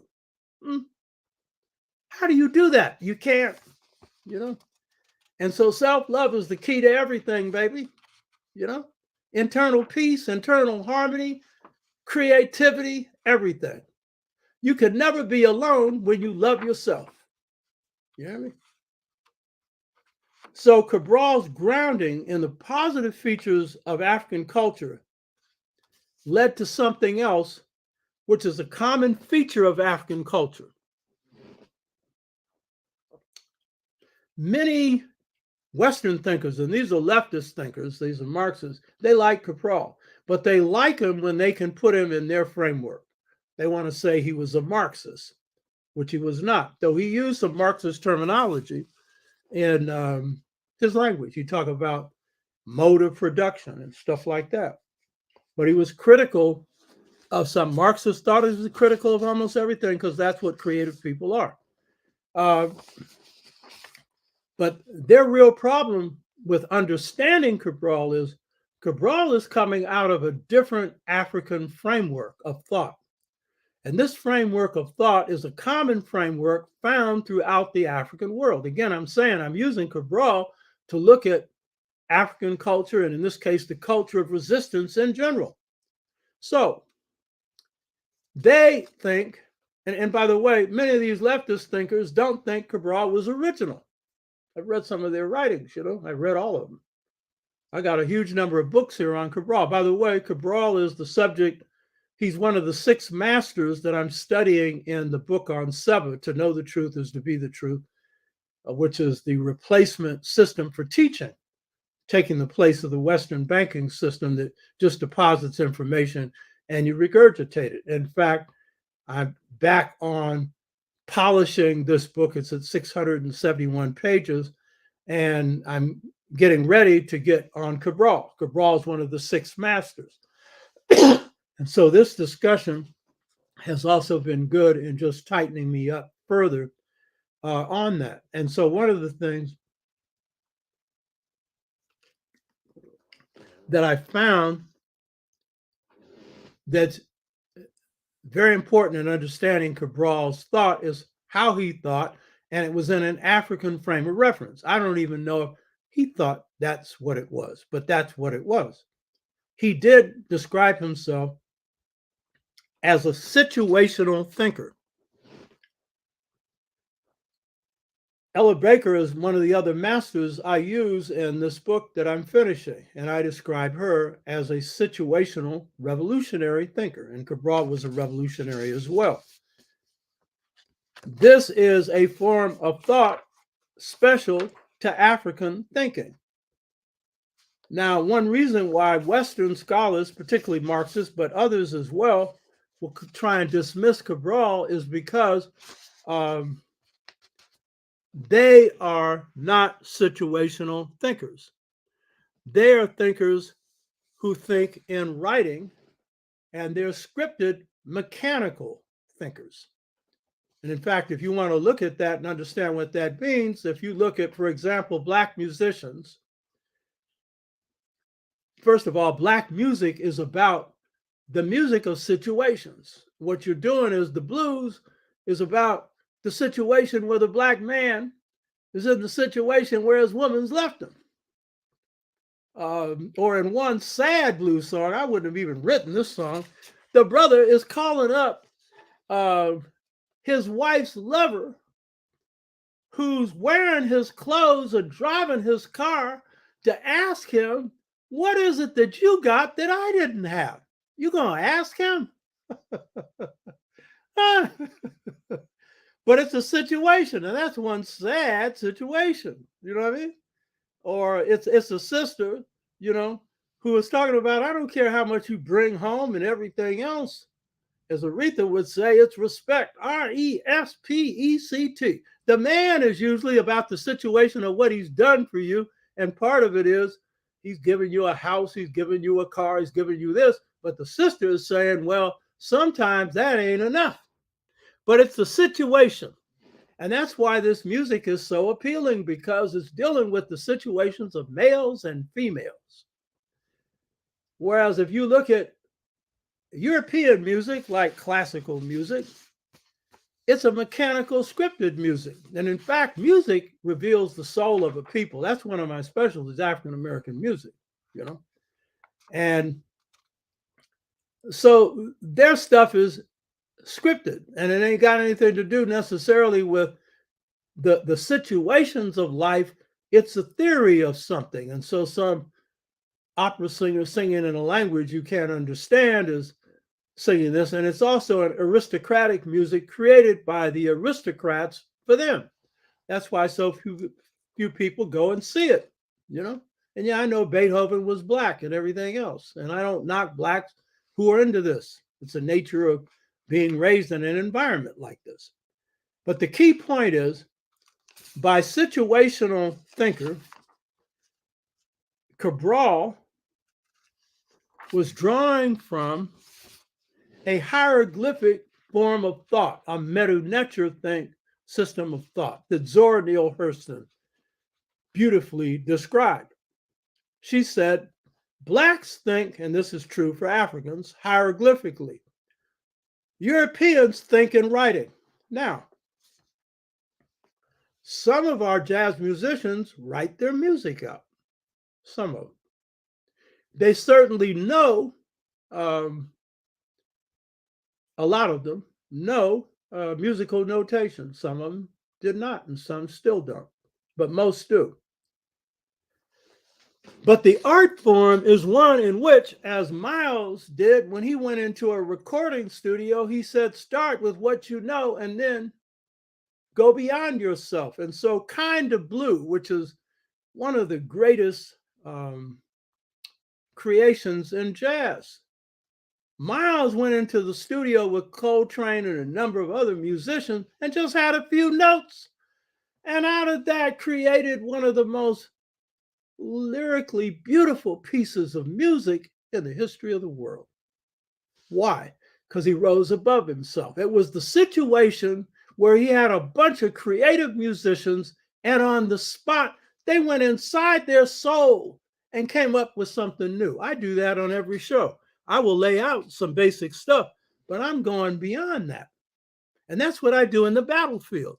We have an enemy we got to take out, and, you know, got a little idea of their weaknesses and strengths, but then you rise above yourself in the battlefield. And what you do is you come up with new stuff. You hit him from the left, you hit him from the right, and he falls and you don't even know what happened.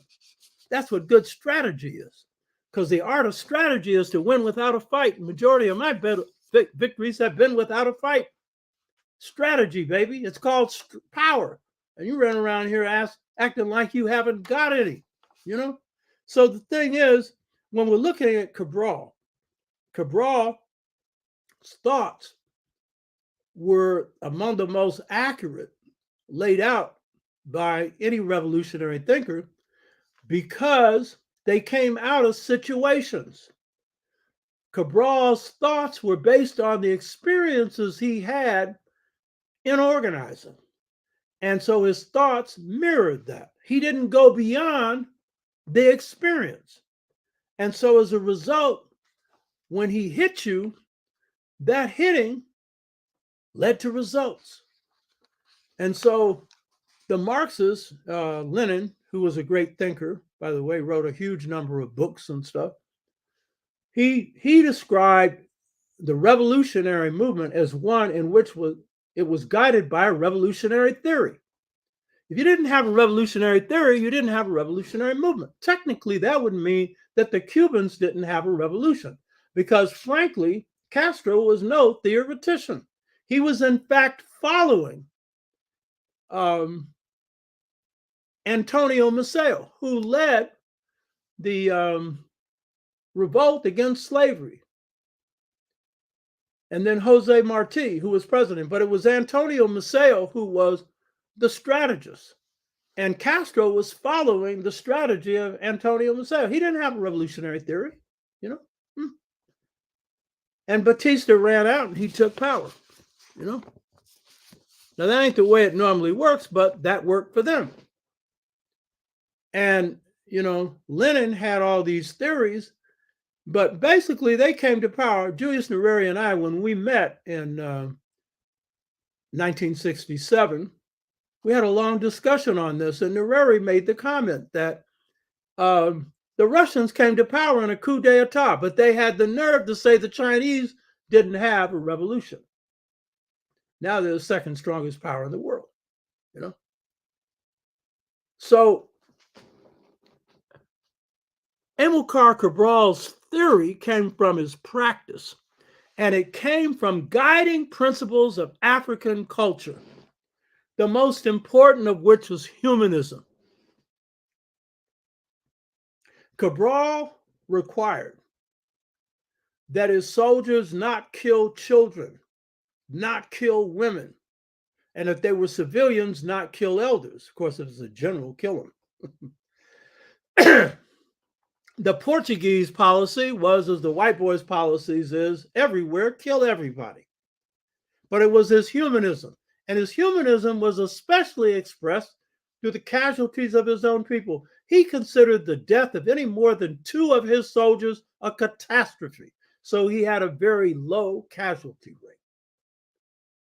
And this, again, was because in his situational thinking, Cabral was out to win with a minimum of losses on his side, and he inflicted heavy casualty rates on the other side. So situational thinking was thinking that was field tested. And so you know that it worked. Ella Baker's thinking was situational. The book I'm finishing, I've done the chapter because the chapter I'm working on now is Boloso, the improvisational stage in mastery.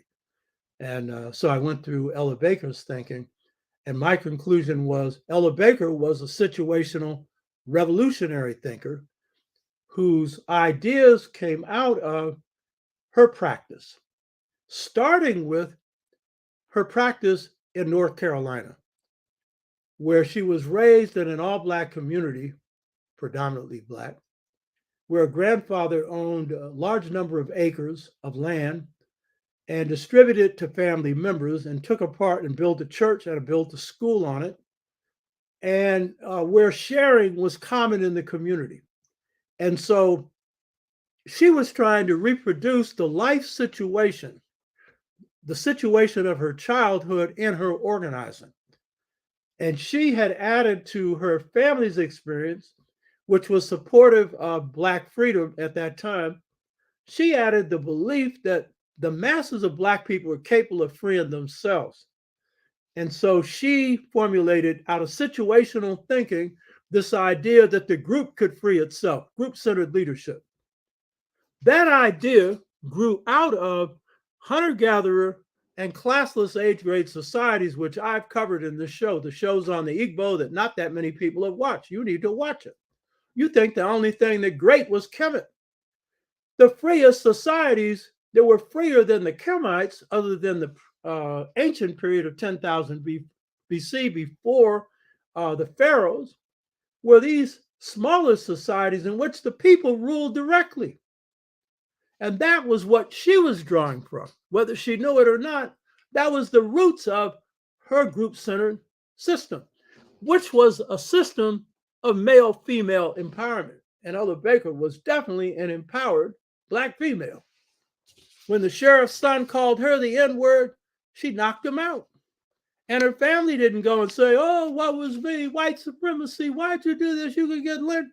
They patted her on the head and said, "Right on, Ella." Ella never believed in nonviolence. She was pugnacious. A lady, too, in every sense of the word. By the way, she was an embodiment of Black womanhood, not false frailty, which is white womanhood, fake frailty. You got to see that in the park, where that brother had this woman calling in on him. He had told her to lease her dog, and she calls in, and when you hear how she's faking, "Oh, oh, this man is threatening me, blah, blah, blah." You know what I mean? False frailty. That's caused by thousands of years of patriarchy, where you're put to the side and useless. The Black woman doesn't have a problem of frailty.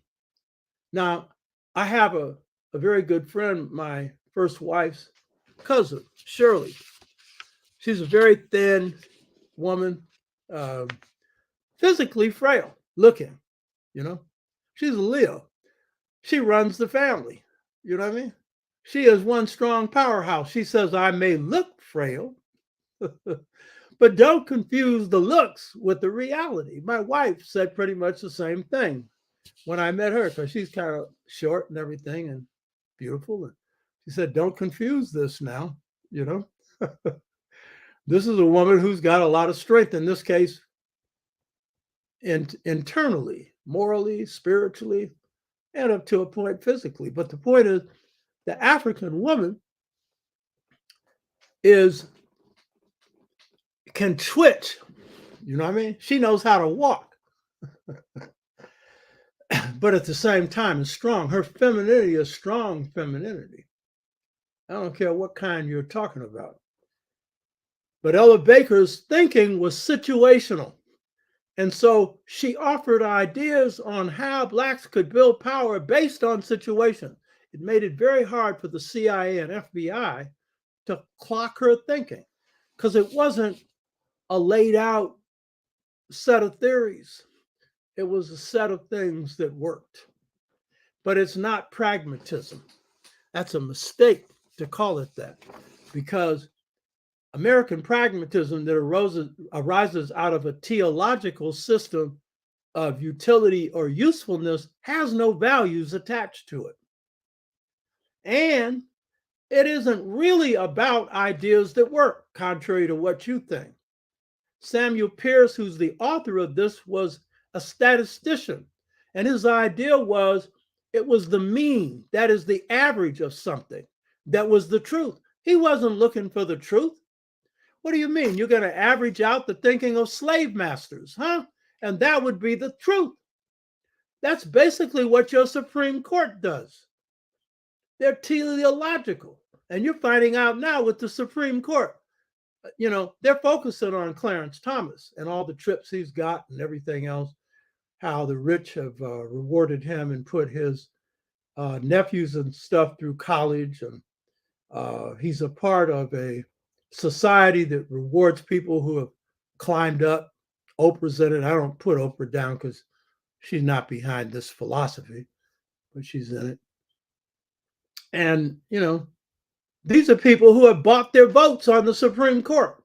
You hear me? Huh? Yeah, that's how the Supreme Court is. As Chief Justice Oliver Wendell Holmes said, their decisions go to the most powerful forces in society. So the decision on student loans, the powerful forces, the bankers don't want it. So the little bit, the 10,000 or whatever that Biden wanted to forgive, they're saying no. But anything that's good for the rich or the right wing is fine for them.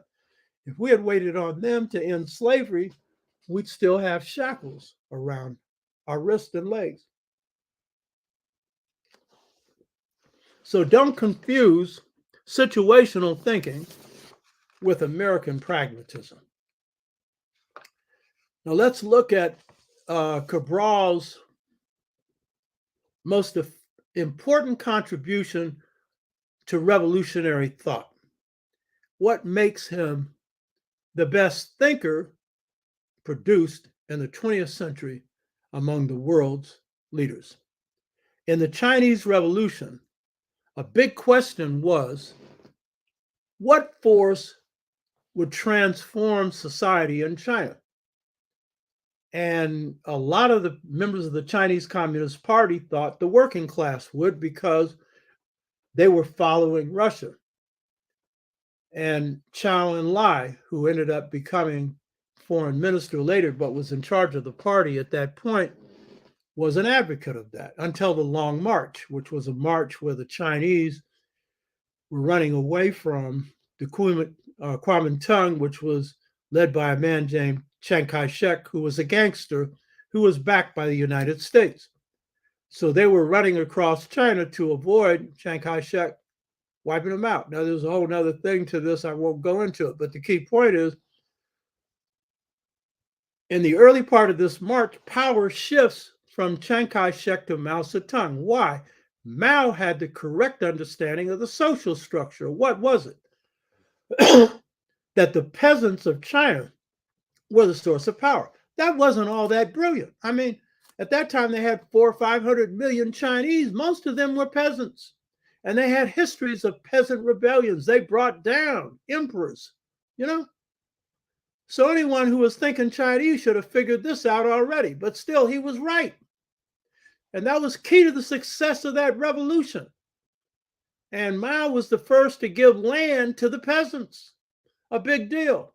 He was made as a god because of that, whatever his shortcomings were. And he had a number of them.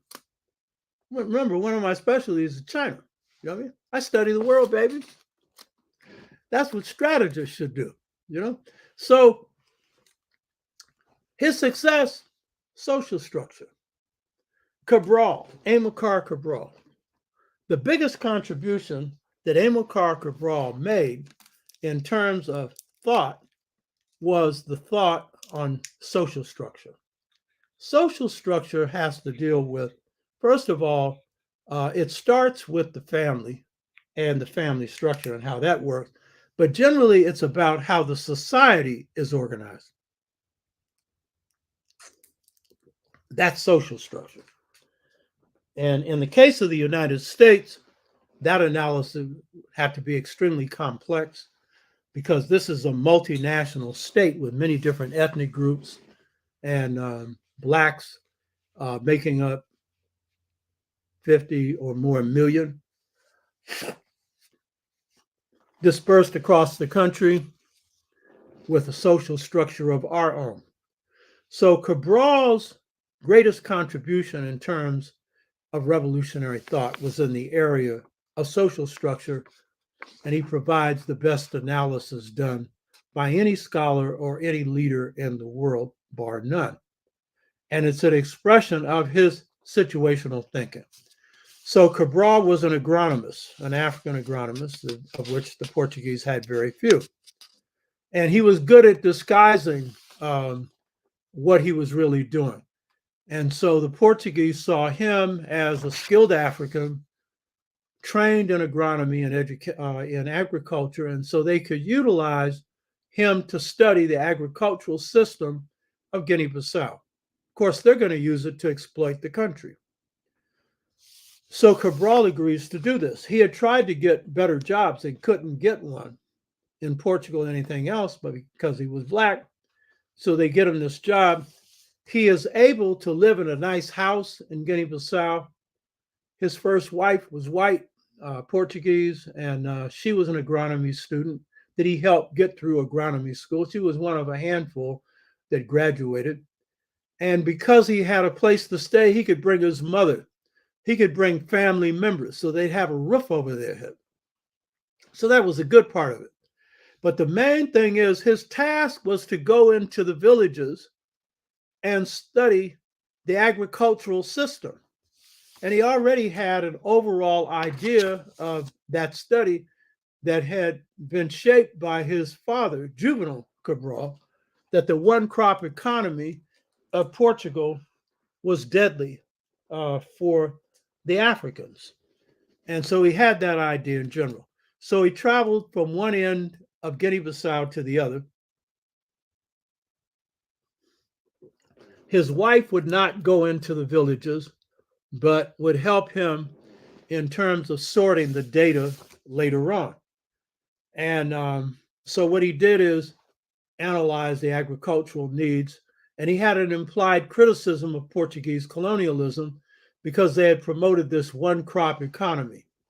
And so the Fulanis, while it was one crop, rice was very strong, but they also produced groundnuts. And so groundnuts could be sold on the foreign exchange market. So he studied the Fulanis, he studied other African cultures, and particularly a people called the Bolanta, whose economy was solely rice. So on the surface, he was doing an agricultural survey, and this agricultural survey was the most thorough that had been done at that time. But in actuality, he was using this to study the social structure of Guinea-Bissau and to see how the different ethnic groups, the Falante, for example, the Malinka, the Bolanta, how they were organized. This was a key thing that he was looking at. And so the Fulani, they were organized as a Muslim group. They were Islamic. And they had also fought the Portuguese, but then once the Portuguese gained control, their leaders collaborated with the Portuguese. And so this was a real problem for the Fulani, is that they had leaders who were serving as mouthpieces for the oppressor. And then, so Cabral studied how they were organized, the Islamic societies. And then he studied the Mandinka and studied how they were organized. They were also Islamic. Sekou Touré, who was president then of Guinea, was a Mandinka. And his relative was Samurai Touré, who had fought the French in guerrilla struggle. And then you had the Mande also. So I studied these different groups. And it was this study of the social structure that enabled Cabral to provide the basis for organizing strategy for the liberation movement. And he was able to figure out which sectors would be most supportive of an appeal for an armed struggle and which sectors would be harder to organize. And he understood that the Fulani, the Mandinka, and the Mande would be harder to organize. But the Volante or the Volata would be easier. And the main reason was the Volante were a people who didn't have any kings. They came out of the classless age grade societies that I've studied on this show, like the Igbo. They are the earliest systems organized after hunter-gatherer. They were democratically run, though elders had the first say-so. Generally, in these societies, the people had the final say-so. But to get to the people, you had to get through the elders first. So Cabral knew that. And so when he did organizing training, that was around that. It was how to approach the people to get through the elders, to get to the people. So it was this social structure analysis that was key to his success. And it was because it was a situational analysis, analyzing each situation, each ethnic group, how it was organized. It would enable Cabral to do what none of the other armed struggles did, launch a general insurrection. Whereas in Angola, Mozambique, and most armed struggles, they start at the border because you're usually bringing in revolutionaries who are on the outside of the country. And Cabral was training those people in Guinea. that shared a border with Guinea-Bissau. So, and the Portuguese, that's what they expected. So they prepared for an uprising on the borders. They had their troops all stretched out. But when Cabral started his armed struggle, it was all over the country. It wasn't in one part. And he would send organizers who spoke the languages of different ethnic groups. That would be problematic later. But that's the only way they would be able to communicate in the language of the people. That would be a problem later because some of them would only stick to their own region and would not want to fight anywhere else. Some of them displaced the traditional leadership there and became dictators, and Cabral would have to deal with that. I won't go into that today. But the key point is he had an effective analysis of social structure. Some of our groups that have had trouble didn't really spend time on this, and when they did, some of them made serious mistakes.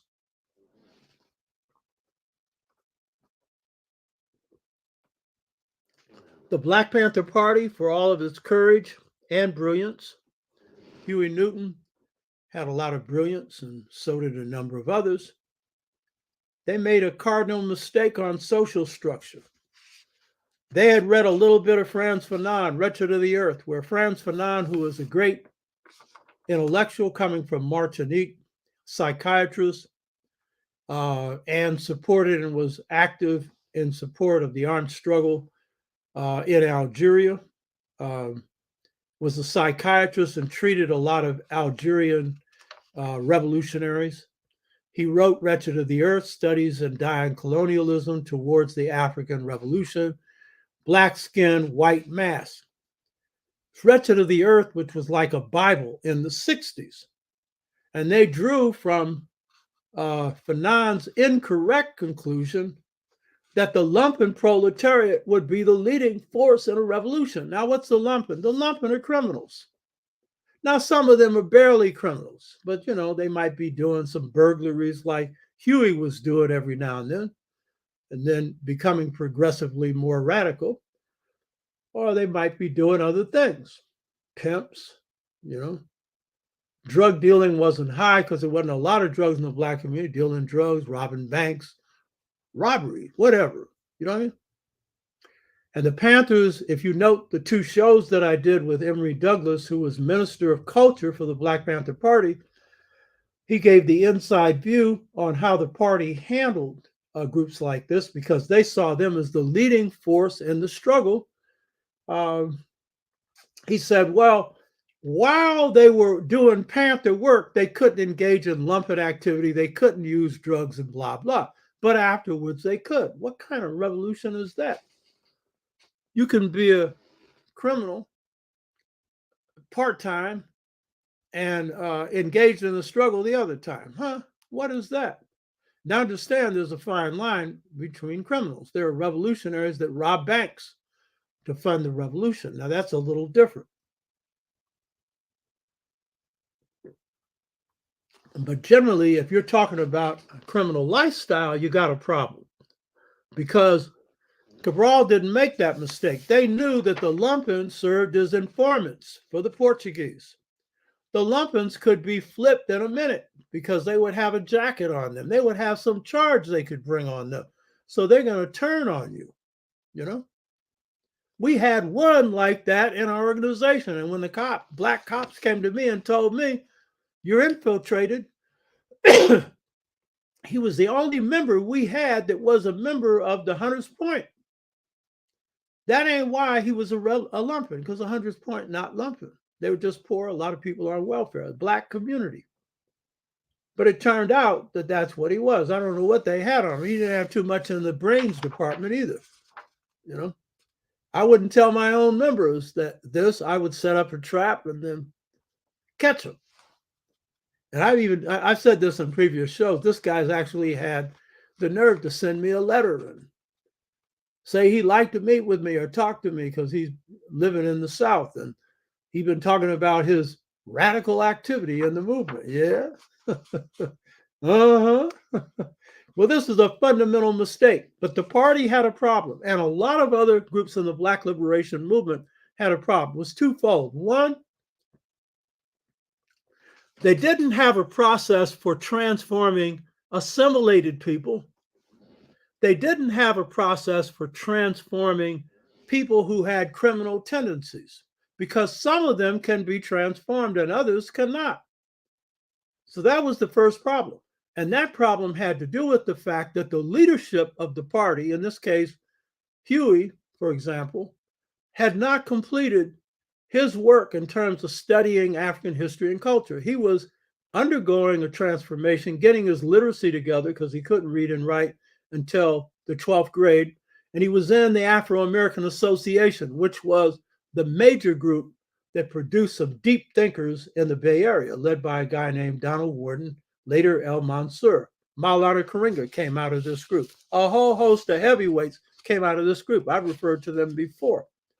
So he started his study of African history and African culture, but he was pulled between Stagger Lee, which is in the blues, he's called Stagger Lee Shot Billy. He was a little gangster, and Malcolm X. He was pulled in these two different directions.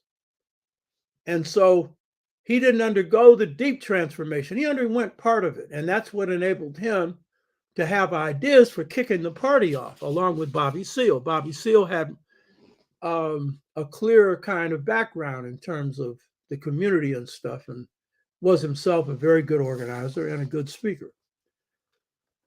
So the party didn't have a process for transforming people, and most of our groups did not, and this was a real weakness. Malcolm in the Nation of Islam had it, but this wasn't generally Nation of Islam policy. The nation did have a process for transforming people religiously, but Malcolm had gone through the sixfold stages of mental freedom. And so he had his ministers that he transformed. But again, that was not the main system used by the Nation of Islam, but they did have a transformational system. It was religious, and it had an effect. They were able to take gangsters and turn them around. They were able to do that. But most groups were not. And in the case of the Black Panther Party, an example of a lumpen that they should have never brought into the party was Eldridge Cleaver. I don't care if some people hearing this don't like hearing this. Eldridge was gifted, good speaker, good writer. He wrote the book Soul on Ice. His lawyer had been a lawyer for us in Cora, Jewish lawyer named Beverly Axelrod, who got him out of prison, who he wanted to marry. But if you read Soul on Ice, you'd realize it was a rapist manual more than anything, that Eldridge had never reformed himself from the crime he had committed, which was rape. And rape is one of those crimes that it's not easy to turn a person around on. And he came out of prison a rapist. And I know that for a fact, and people in the party know that for a fact. So he should have never been recruited in the first place. But if you're lionizing people who come out of prison, and then this one here is coming out with a best-selling book and is beginning to try and sound like Malcolm X. I mentioned this before. When they tried to kill me in '66, and I was in a cast, and he come to my house with Marvin X and asking me to support Betty Shabazz, who the Panthers were bringing in to speak in the Hunters Point. And I said, yeah, I would. And then I was criticizing Eldridge for the way in which he was bringing whites back into the movement. So they take me on a ride because I needed a ride. I didn't have a car. And so I'm questioning Eldridge on what he had read. Had he read Frantz Fanon? Had he read Malcolm? Had he read? It was a whole bunch of, he hadn't read nothing. He was empty in the head, you know? So he had rhetoric, and I've noted some of the allies of the Black Panther Party, including some Puerto Rican allies, who said Eldridge was dangerous. Darn right he was. He tried to ambush the police in Oakland, which was absolutely stupid, and Bobby Hutton was killed. So understanding your social structure and where do you rest Your power, when you're organizing your people, is crucial. In social structure analysis, I pointed this out, the best that's been done in this country on one sector, because our social structure is complex. The best analysis on the Black elite has been done by Lerone Bennett in the book Negro Mood, the chapter The Black Establishment, which nobody reads. You know, nobody reads.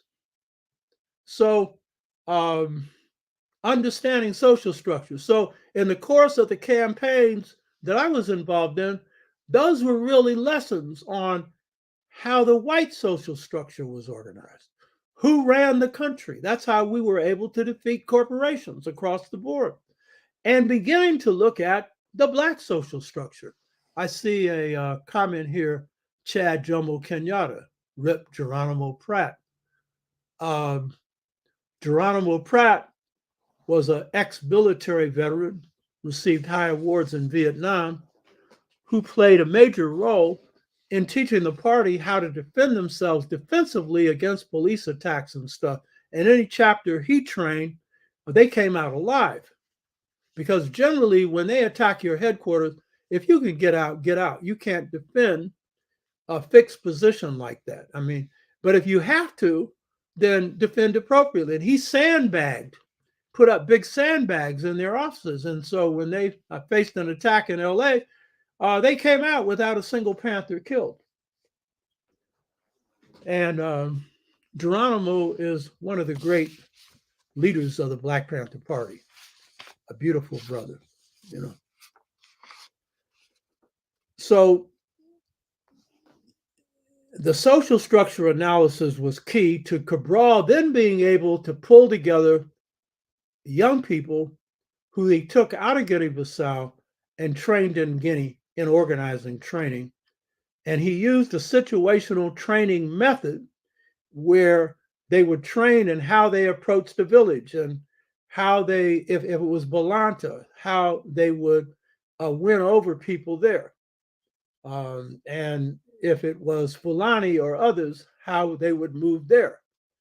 And so this was key. The social structure analysis was key to effective organizing of our people. And this was through leadership training. You will see Ana Maria Cabral in the interview that we have, that we've already recorded, that we'll play next week. She talks about the impact of that leadership training. Check out what she had to say. Now, in waging an armed struggle, Guinea-Bissau had problems. It's a small country. It doesn't have any mountains, which the Cubans had. It didn't have the kind of normal geographical terrain that works in a guerrilla warfare. But in the southern part, particularly of Guinea-Bissau, where the Volante people were, due to heavy rainfalls and stuff, it had high foliage, high grass and stuff, where you could organize resistance and hide and hit and run. So they had to adapt to that. The geography favored the Portuguese in the sense that they had, you know, trucks and vehicles and stuff, so they could move over what was a short geographical area quickly, and they could use their helicopters and air to drop stuff on you, which is what white people like to do. As cowardly as they can get, the better they are, you know? So those were positives and negatives in the geography.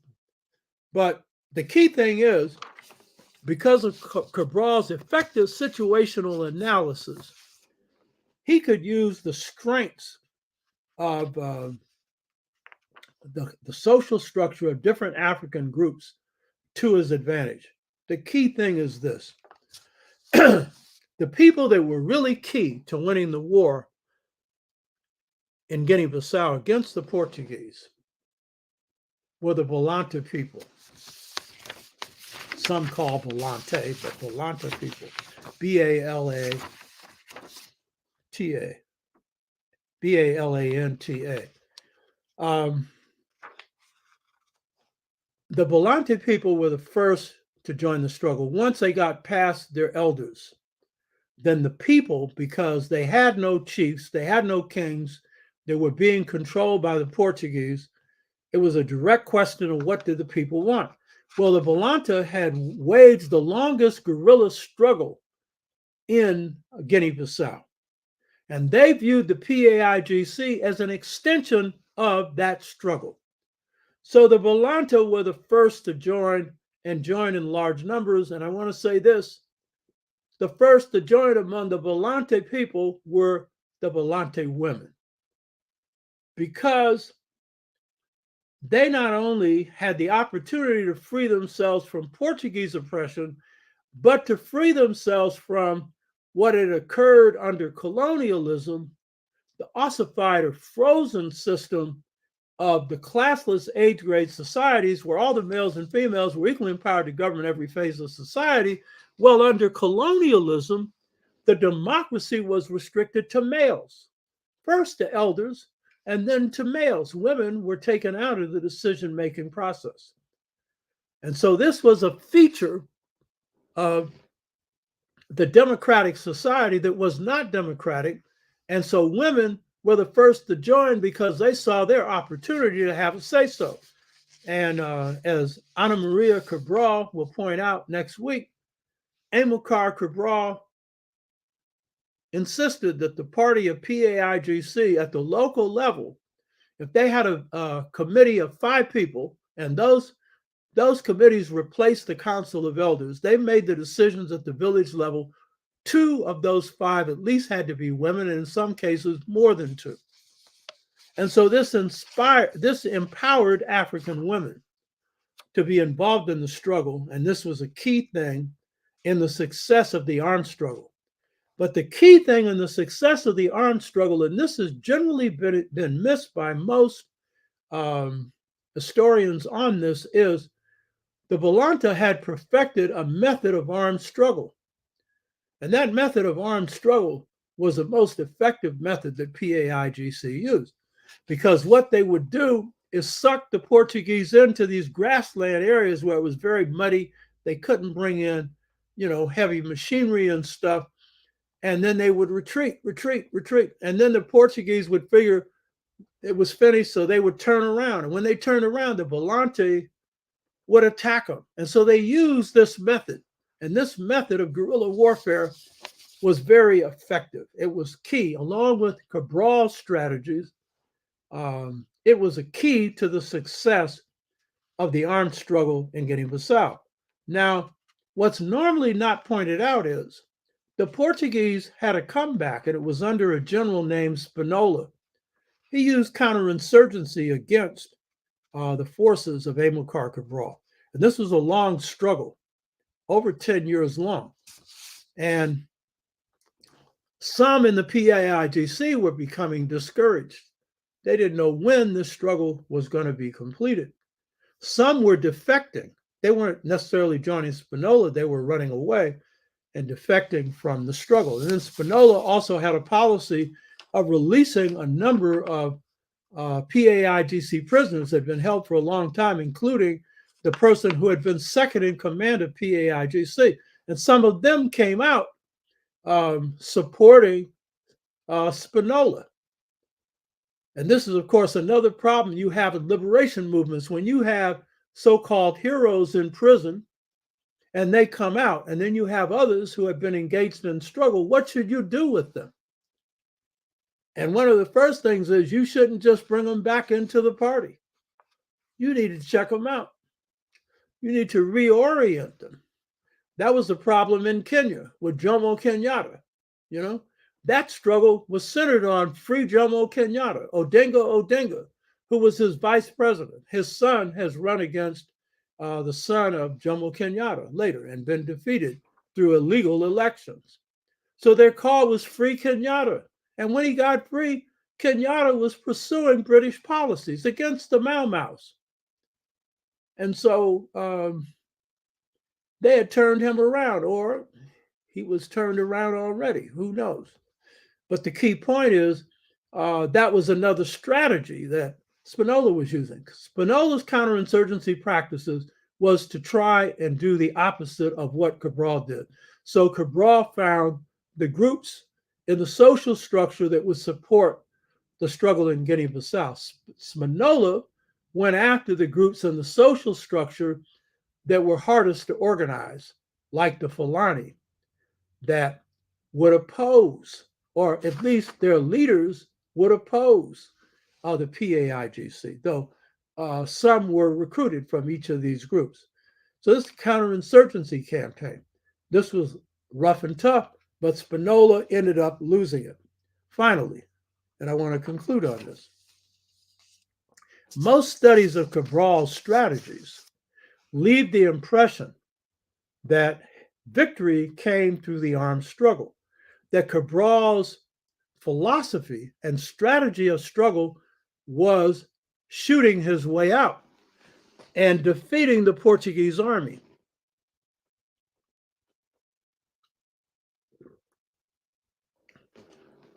Cabral never thought that. Cabral saw the armed struggle as the means of weakening Portuguese colonialism. He saw the armed struggle as the way in which he could put the Portuguese in a position where they would have to leave. But it was through international diplomacy that he saw the main way for achieving victory. And I talked to Amilcar Cabral's daughter after interviewing Ana Maria Cabral. She's a diplomat. Ana Maria Cabral played that role as well in the UN and in other ways. Diplomacy, along with Cabral's role in getting material and political support for the armed struggle in Guinea-Bissau, was the major role that he performed in the struggle for the liberation of Guinea-Bissau and Cape Verde. Because without the material support, particularly Russia, that provided guns, and by the end of the war provided anti-aircraft material. And once they got anti-aircraft material, then the Portuguese were just plain finished, because if they couldn't wage a cowardly air war and drop stuff on the people, then they knew they were finished, especially when their helicopters and planes got shot out of the sky. That was it. But the point is, Cabral was able to bring in United Nations officials to come into the country and document the fact that the whole country had basically, at least most of the country, had been liberated. And so this is one of the few armed struggles where an international body, the United Nations, declares that PAIGC had been successful in achieving the independence of Guinea-Bissau. And that was key. Cabral was assassinated before that. And in assassinating Cabral, they were doing the same thing they did in this country to knock off a movement, knock off its head. And this was a huge setback for the people of Guinea-Bissau and Cape Verde later. But it did not set them back in achieving the independence of their country. In the case of Africans in the diaspora, Malcolm played that kind of role. When he's forced out of the Nation of Islam, he plays the role of a diplomat. And he's moving around the world, moving to get support for the Black Liberation Movement. When he said he's going to take the Black Freedom Movement and raise it to a human rights movement, he was internationalizing the Black Freedom Movement. And this was before Black Power had come on the scene. And so he was going before the Organization of African Unity. He was planning presentations before the United Nations. And in fact, he was scheduled to attend a major meeting of Africans and Asians and other revolutionary groups right after it would have occurred, right after he was assassinated. Godfather of Harlem, which James Smalls has provided a lot of script for, covers this. And Smalls knew something I didn't know, because he provided protection for Malcolm's sister after Malcolm's death. I didn't know Malcolm had a plane ticket for him and his wife and children to fly out of the United States the day after his assassination and fly to China. That was smart. He should have done that a year earlier. But that was not only a smart move to get out of the country because a lot of forces were out to get him, but to go to China, that would prove to be ultimately smart because China provided a place of refuge for a guy named Robert Williams who had waged an armed self-defense movement in the South. And China is not a place that was going to just cave into the United States. So Malcolm was using diplomacy to win support for the Black liberation movement here. The group I'm in, Pan-African People's Organization, and other groups in this country did African liberation support work to provide material support to African liberation movements, including PAIGC. As I pointed out earlier, we worked in the villages in Tanzania. And today, we are using some of the lessons learned from Amilcar Cabral and Ella Baker to operate a leadership training academy called Per Ankh House of Life, which was the highest university system in ancient Kemet, Amilcar Cabral, Ella Baker Leadership Institute. Brandy Faulkner, who's been on this show, who is a 42-year-old full-time organizer and professor at Virginia Tech, is helping me on this, and we have others. We've done a lot of training over the years on this. And one of the key prerequisites in this is going through the sixfold stages of mental freedom that some of you have signed up for. As soon as we have 40, and we're getting close to that, we'll have time that we have to prepare for this training. It'll be a year-long training. And again, one of the requirements is going to be, you got to be doing something in your community. This isn't just reading books and talking about stuff. It's internalizing stuff and using it in building power in different ways in your community. So in conclusion, this show is honoring the greatest leader, I believe, in the 20th century, Amilcar Cabral. We focused on the liberation movement as an act of culture. We have looked at the background of Cabral and the role that his family played in his own development. We have looked at the way in which he was able to free his mind from assimilation to a point that he could be useful for his people. And a key point I want to stress here is that Cabral was trying to use that method to transform the mindset of the leaders in the Party for the Independence of Guinea-Bissau and Cape Verde, because he knew this: it would be a people with a certain level of education that would end up running the state, the government of Guinea-Bissau, of Africa, of any African country.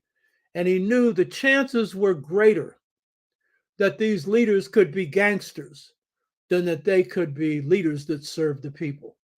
And so Cabral viewed what he called mental conversion as a moral choice, a decision by people who had become awakened to commit what he called, this is a Marxist term, class suicide. Huey Newton wrote a book called Revolutionary Suicide. Class suicide means that you would die as an elite who is arrogantly lording over and oppressing their people and become a servant of the people. And so Cabral was trying to transform the mindset of the leaders who he trained through organizing training so that they could be servants of the people. Because if not, they would become oppressors. And so we need to honor the great ones that we have produced, learn from them, and use them as a weapon for the liberation of our people. Forward ever, backward never. Hotep. So let's see what you all got to say. I've tried to keep these shows short. This one went 2.5 hours. Sorry, but that's what this one required. Because if we are assessing the sixfold stages based on consistent action, then from the drug addiction to the organized intra-movement violence, no, Huey absolutely didn't complete the stages. Yeah, correct. But that transformation is what is really key, you know. And again, it's voluntary. So are you willing to undergo that process? See, to speak truth, do the truth. In this day, that's what that requires. And Cabral reached another conclusion, you know. He said, since um, it was the assimilated who had been brainwashed, they're the only ones that needed to go through what he called mental conversion. He said the um, the masses of people didn't because they had created the culture. There's a lot of truth in that. And Ella Baker did not need to go through the sixfold stages to mental freedom.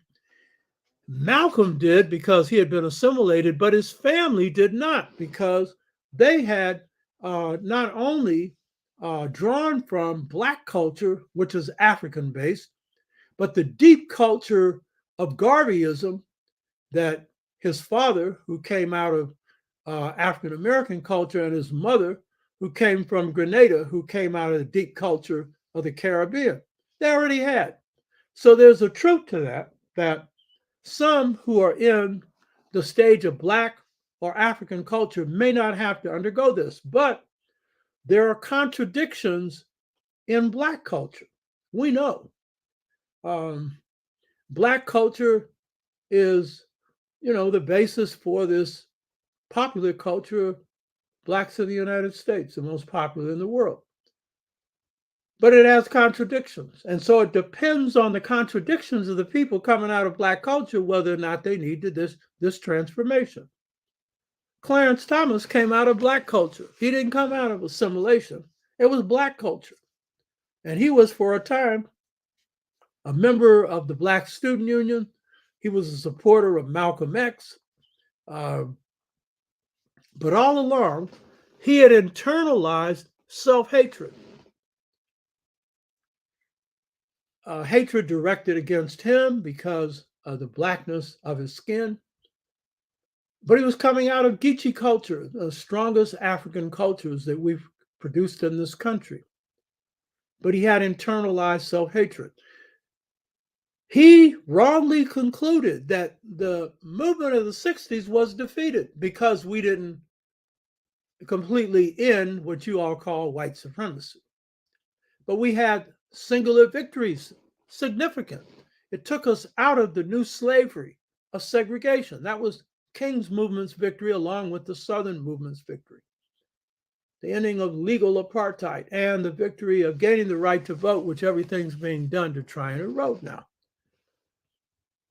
So there are those who come out of Black culture. Elijah Muhammad, some of the nation ain't gonna want to hear this, but Elijah was Black in his consciousness. And along with Fard Muhammad, they created a system of thought that was very appealing to the grassroots. And they were able to turn around a lot of people who were engaged in criminal behavior, drug addicts, whatnot, cold-blooded killers in some cases. So that was the good thing.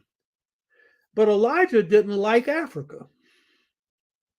And Elijah had a color complex. He favored the light complexion people. It was one of the reasons he liked Malcolm, but the main reason was Malcolm's talent. So even Elijah Muhammad, who had some real strengths, he was well read in some of the Black stuff, Jay Rogers and stuff like that. That was the negative spillover of Black culture. We got some of us trouble with Africa. So to the degree to which, and this is true also with the Volante, the example I gave, the Volante basically were the expressions of the best of African culture, but because of colonialism and the struggle between the sexes, and if you read Return to the African Mother Principle of Male and Female Equality, I explain this. Shifts in power after the hunter-gatherer stage in some cases shift in favor more of the male than the female. And so in the Volante case, the fact that decision making was made by elders and then by males in the society was an example of that. So, in that sense, even the people who made the culture, to the extent that, as Cabral described it, it had been frozen or ossified, or as he said, when the European came in, it took us out of history because they were making the major decisions in our lives. It's when you return to history to make your own history, to battle them, to fight them, to eventually dethrone them from power, and through successive stages weaken them, that you're able to overturn this. But it's combined with a transformation of consciousness. What's the best book to read on Amilcar Cabral? There's not a best book. There's a whole bunch of books, you know. So he did a thing on return to the source. You need to read a whole bunch of stuff. There's not one thing. The latest thing that's come out on Cabral um, is a book called Amilcar Cabral, The Life of a Reluctant Nationalist. It's an interesting book, but there's a whole body of books that you need to read on Cabral.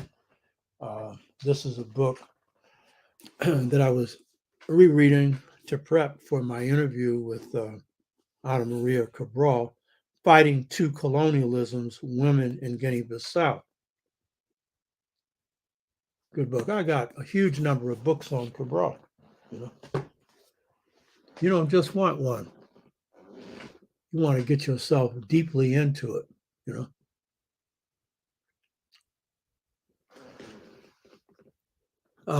Because we are. Over to Shaka. You mentioned NOI, being successful in transforming criminals. But that criminal element is precisely what participated in Malcolm's death and other high-level crimes. Your thoughts? The majority of people in the Nation of Islam had no role in Malcolm's death, to the extent that the nation was involved. And if you look at the show that I did with Babazak Kondo on that, it shows their role. That was a decision of the leadership. And then those chapters that follow along, and most of them did because they were following orders. But it was essentially the corruption of the national leadership. And then there were some mosques that were criminal element mosques, but the majority were not.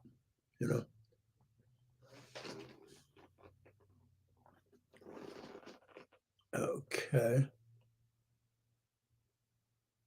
Where should I start? Depends on where you're at. When it comes to the transformation of consciousness, you start with the most basic stuff. So when we take people through this, you'll see how we do this when it comes to reading.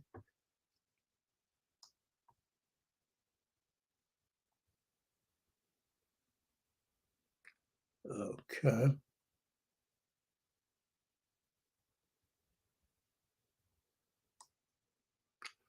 M. Jewel, are you saying Winnie Mandela was the best leader of the 20th century?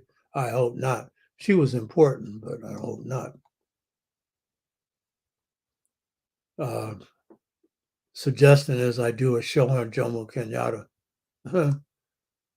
Maybe.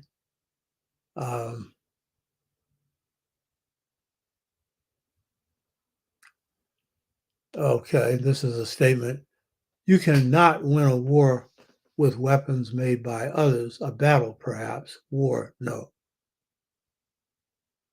Who cares who makes the weapons? Listen, the Vietnamese won the war against the Americans, against the French, and put a nice little kick to the Japanese with weapons made by others. They didn't manufacture those weapons. A bullet doesn't care who manufactured it when it goes through you. And in fact, Ho Chi Minh made this comment. He aligned with the Russians, so he needed one white power against another white power. So he got anti-aircraft material that could shoot down American planes, you know, and so forth. So, um, yeah, it's good when you're able to make your own weapons, but no, that isn't what you need to win a war. You need the weapons, you know. And Cabral won his with weapons coming from other places. I mean, this is a very small country. I mean, you know, they had no manufacturing center. You know, Wally defeat corporations. Yeah, brother. A lot of people are hungry right now. They ain't got jobs. That's one of the things we should be doing. In this case, for jobs, because we are. Yes, Soul on Ice is a travesty. It is unsurprising that Cleaver died as a Reagan Republican Mormon. He was a survivalist. He had been really trained in prison, so he did whatever he could to survive. Because we are. It's critical to highlight the trap of low character being fundamentally contradictory to revolution. The holistic African understanding you embrace is why I accept why I accept your eldership. Morals is the key thing. And I've said this before. Um, Kwame Ture and I were friends. And the biggest conversation we would have would be over the importance of the morality of anyone involved in struggle, especially revolutionaries. That's key. If you're, let's say, running a society, which you shouldn't, you should have a system where the people are involved in running it, then the morality is going to be everything in it. And if you see why a lot of these Western revolutions have become as abusive as the system they replaced, it's largely the morals of the leaders.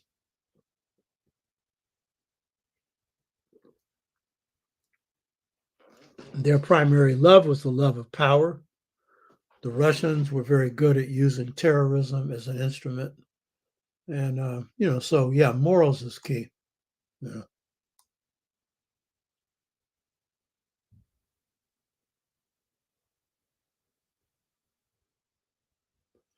Heck, I wonder if Huey went through the sixfold stages.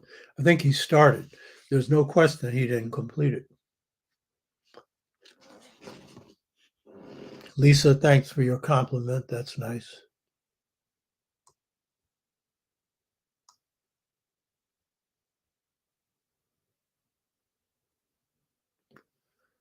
Question: do we know enough about African leadership to create a course of study to produce them? Hell yeah. You know. Do you? You mean we? No. It depends on what your level of participation is. And in terms of leadership, the Perronk House of Life, Amilcar Cabral, Ella Baker Leadership / Organizer Institute. It's a comprehensive curriculum. I got 63 years of doing this. Um, my friend, Dr. Theophilo Benga, helped me with the Perronk part. And we have a comprehensive curriculum. And so it's situational. We've trained people on battles, particular situations where some have been disempowered. We show them how to come back.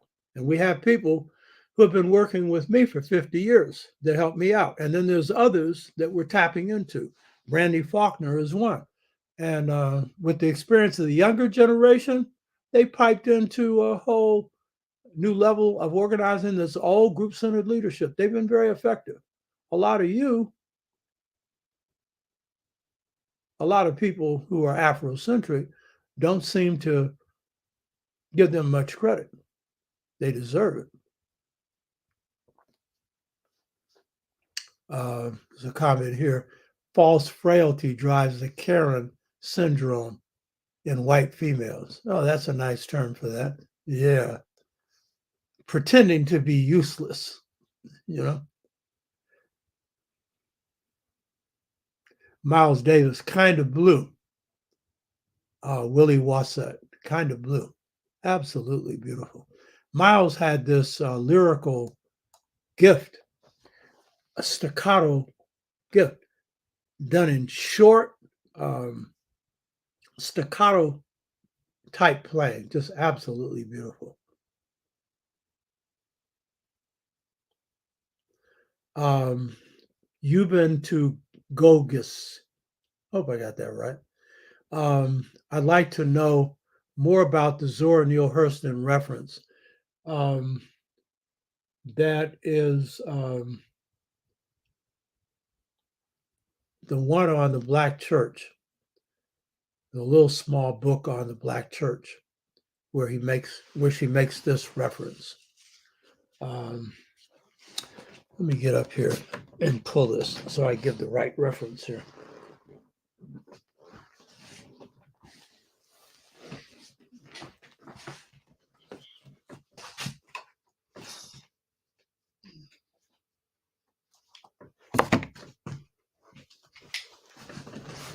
This reference comes from a book called The Sanctified Church, a little small book, powerful, got all kinds of insights into Black culture, you know, and that's where she made that comment, you know, and it's key.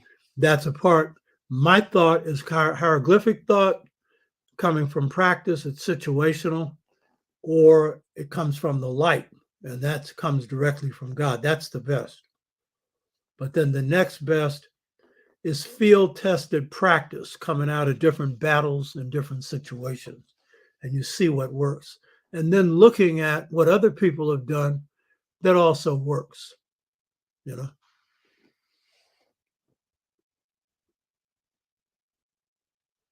Gerard. Um, some of the great lyrical rappers are strategic with their flow, cadence, and delivery, mental gymnastics. Yeah, poetry.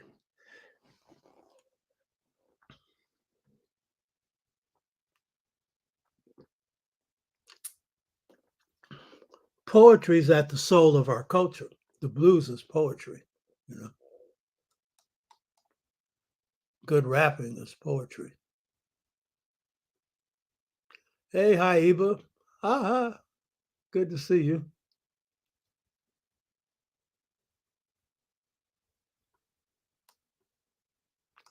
Amos Wilson Day, solving your problems is a sign of intelligence. Darn right.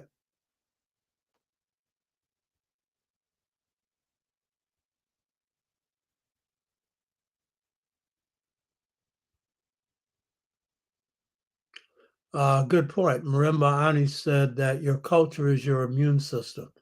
Very true.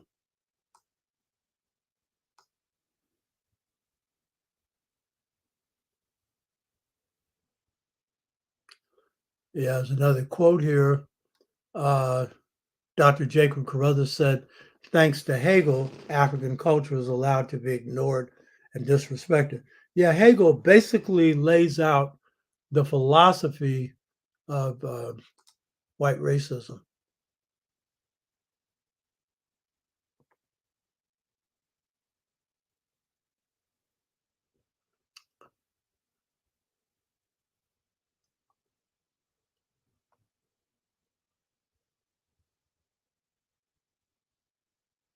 Gerard, I'm no scholar, but it seems that assimilation is part of the integration trap. Yes, true.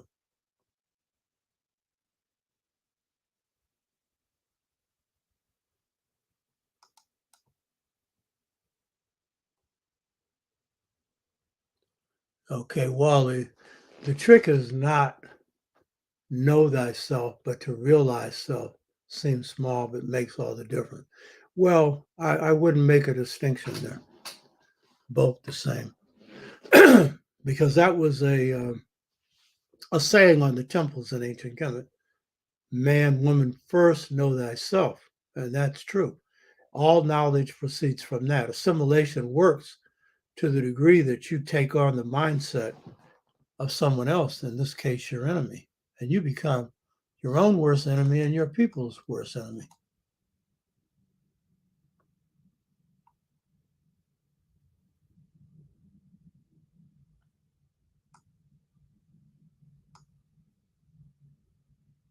Yeah, good point. Assimilation makes you alien to yourself. Very true. Gerard, the best education is self-education. I've renounced my formal education which left me in debt, as well as my religiosity, which left me voidless of self-knowledge and inner spirit. Yeah, that's part of what John Henry Clark said. The best thing about the African mastery system that he underwent, because he didn't go to university, was that you didn't have to unlearn stuff.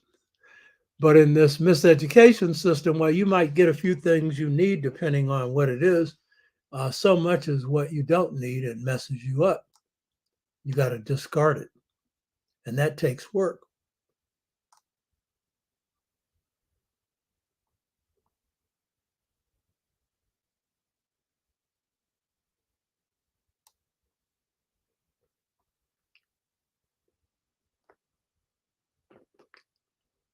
People are talking about the importance of culture.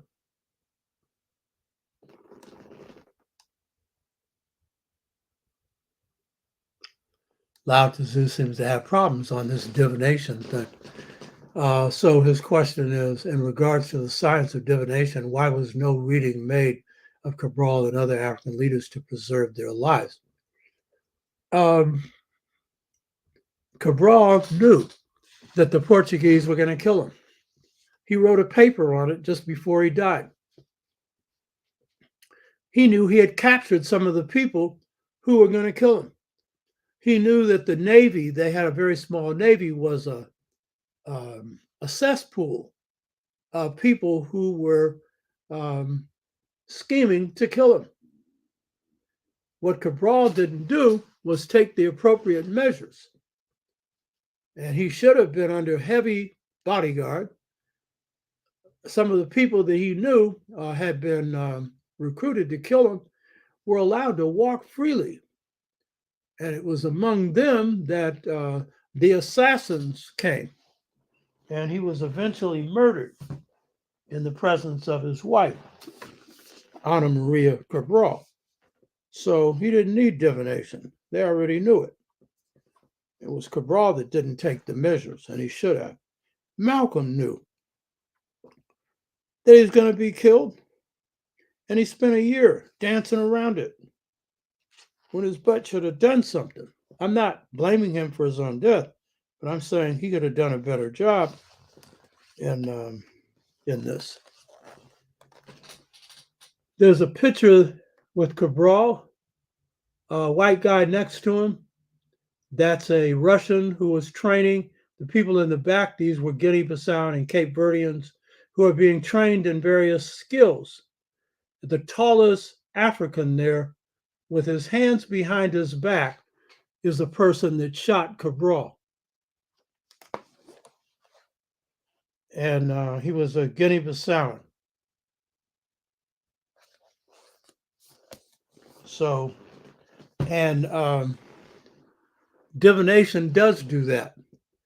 And if you all get off your theoretical behinds and go get one, you'll find how accurate that is. Castro faced over 400 assassination attempts and was able to overcome them in part because he had a good security apparatus. He also used divination, Ifa. In fact, his Orisha is the same as mine. His was. He's not alive anymore. Obatala, you know. So who says divination didn't tell you? And in fact, diviners have predicted the coming of the European. Prediction's good when it's accurate, but it's what you can do with it. You know, I'm alive because my Babalawo predicted my death, and I've been dead if he hadn't taken measures to change it. But see, some of you don't believe that because you're into the theory of things, and if it ain't following the white boys thing, it can't possibly be real. You know what I mean? I know a lot of you aren't, but I'm just making this point. You know, see if there's anything else.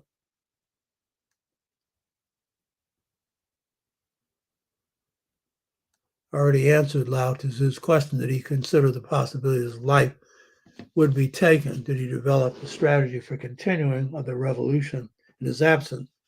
Yes, one of his biggest strategies there was that he had a decision-making process in place. And that was a consensus decision-making process. And Cabral was at the center of that because they were very lucky to have someone of these kinds of gifts. So his fingerprints were all over every decision, but it was consensus. He didn't come and impose stuff on people. They had discussion and arrived at an agreement. And it was usually following a lot of things that Cabral recommended, but not always. So he left a consensus making, decision making process. After his death, that was not followed. It wasn't because he didn't try and instill it.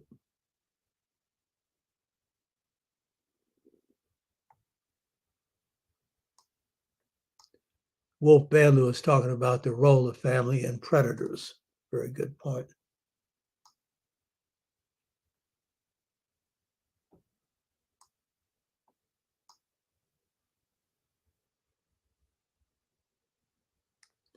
Wolf Manley, he's making the point that even when your religion may have been watered down, spirit is key. Yeah.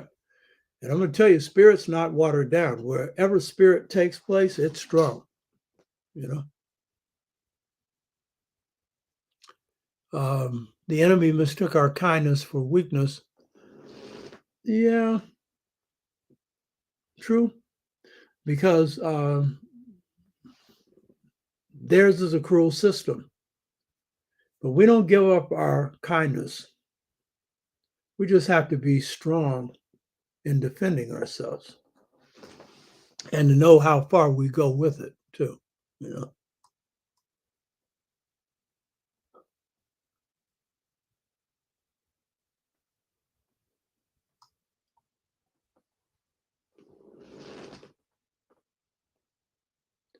Wolf Manlou, you imagine how much stronger Malcolm and Amilcar would have been had they known the teachings of the 12th. Yeah.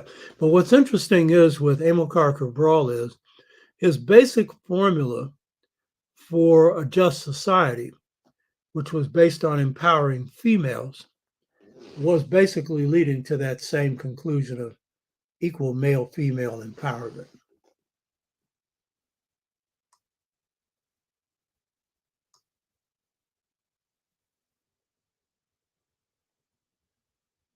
Wolf Manley was making the point that it's important to know the origin of the six major religions. True.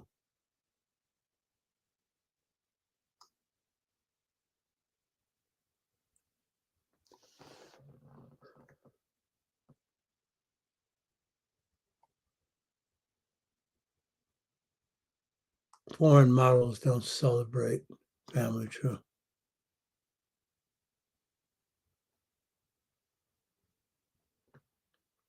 Because we are, say it again for the back, so many attempt to be revolutionary using a foreign model that ignores the internal domestic sphere of family formation. Yeah, and that family formation in hunter-gatherer societies is the origin of the world's first economies and the basis for just societies. Social structure, family structure is the beginning of everything. You know, strong or weak, positive or negative.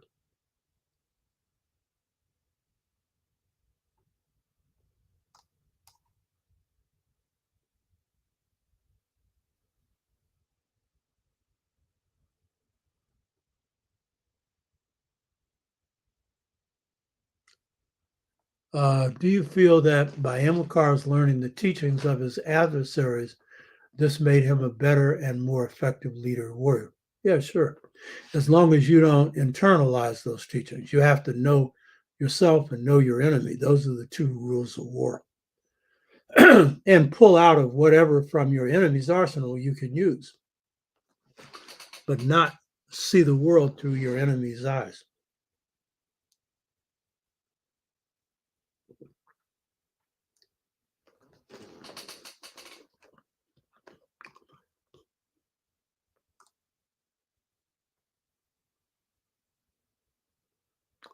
Wolf Manlou, the Portuguese were enslaving Africans before the transatlantic slave began. Yeah, that's true. With the fall of Moorish power in Spain, that's when they began their enterprise. 1492. 1500s, they began their enterprise.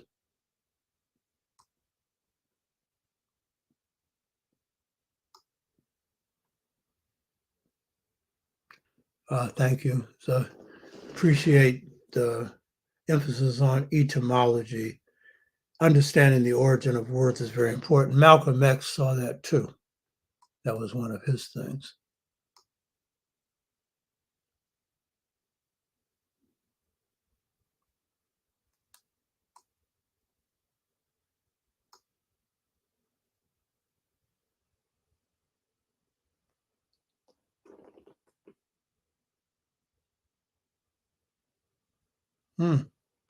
This is an important point. Law and disorder.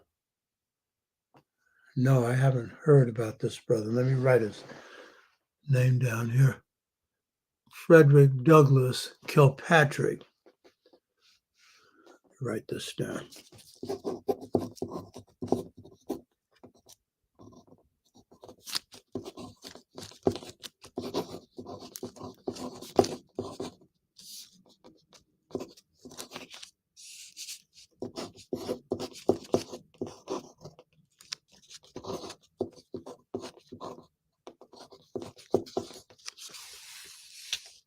Law and disorder. I assume that's on internet. I'll check that out. Yeah, because I've been trying to get in touch with some old deacons, so I'd work with them. I have my own reasons for wanting to connect. So, Kalahari Danjuma, thanks for that information. You know, oh, okay.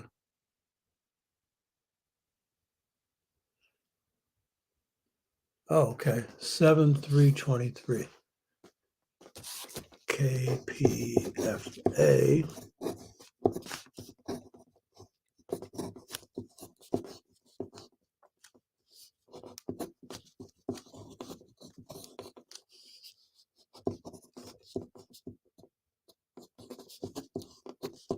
Okay, I'll check that out. Thanks for that information, brother. Appreciate that.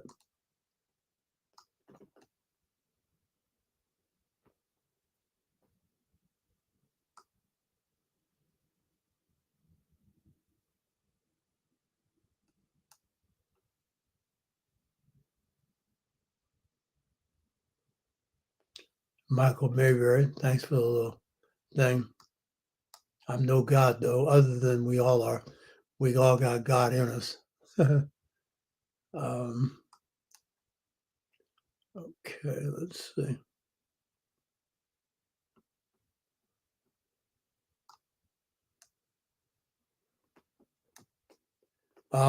What's the African area of Mexico? Morelos. Morelos.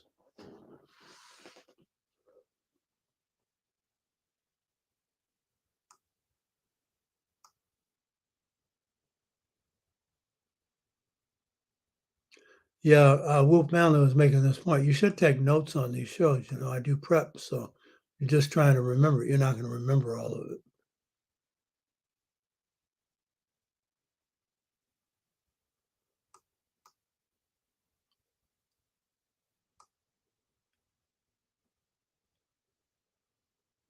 Oh, Susan Tata was watching from the camera rooms. Hey, right on, Susan. Wow. Uh-huh. Wow.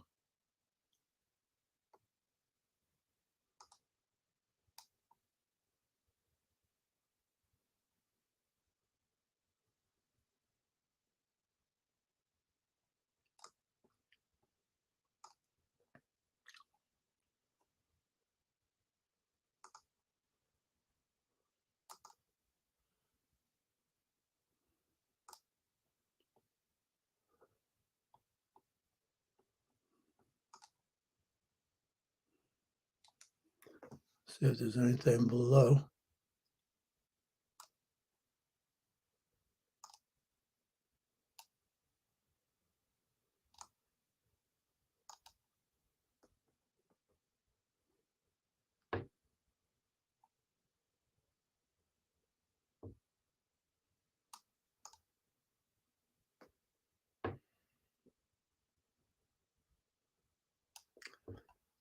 where or when do you sign up for the classes? Just send in to me underneath the show when you type in questions or something. Send in your request that you'd like to enroll, and I'll have your email address and I'll respond. We'll sign you up.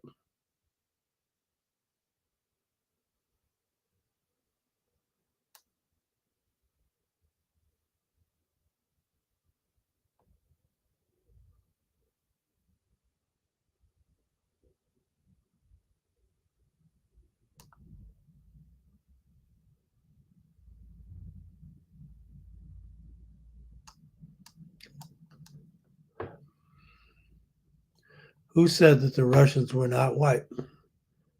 They're the original Aryans. Okay. Okay, that's it. Hotep. Hope you all got something out of this. Let people know about next week's show interview with the great Ana Maria Cabral, Amilcar Cabral's wife. And that will be dealing with the role of women warriors in the battle for the liberation of Guinea-Bissau and Cape Verde. Hotep.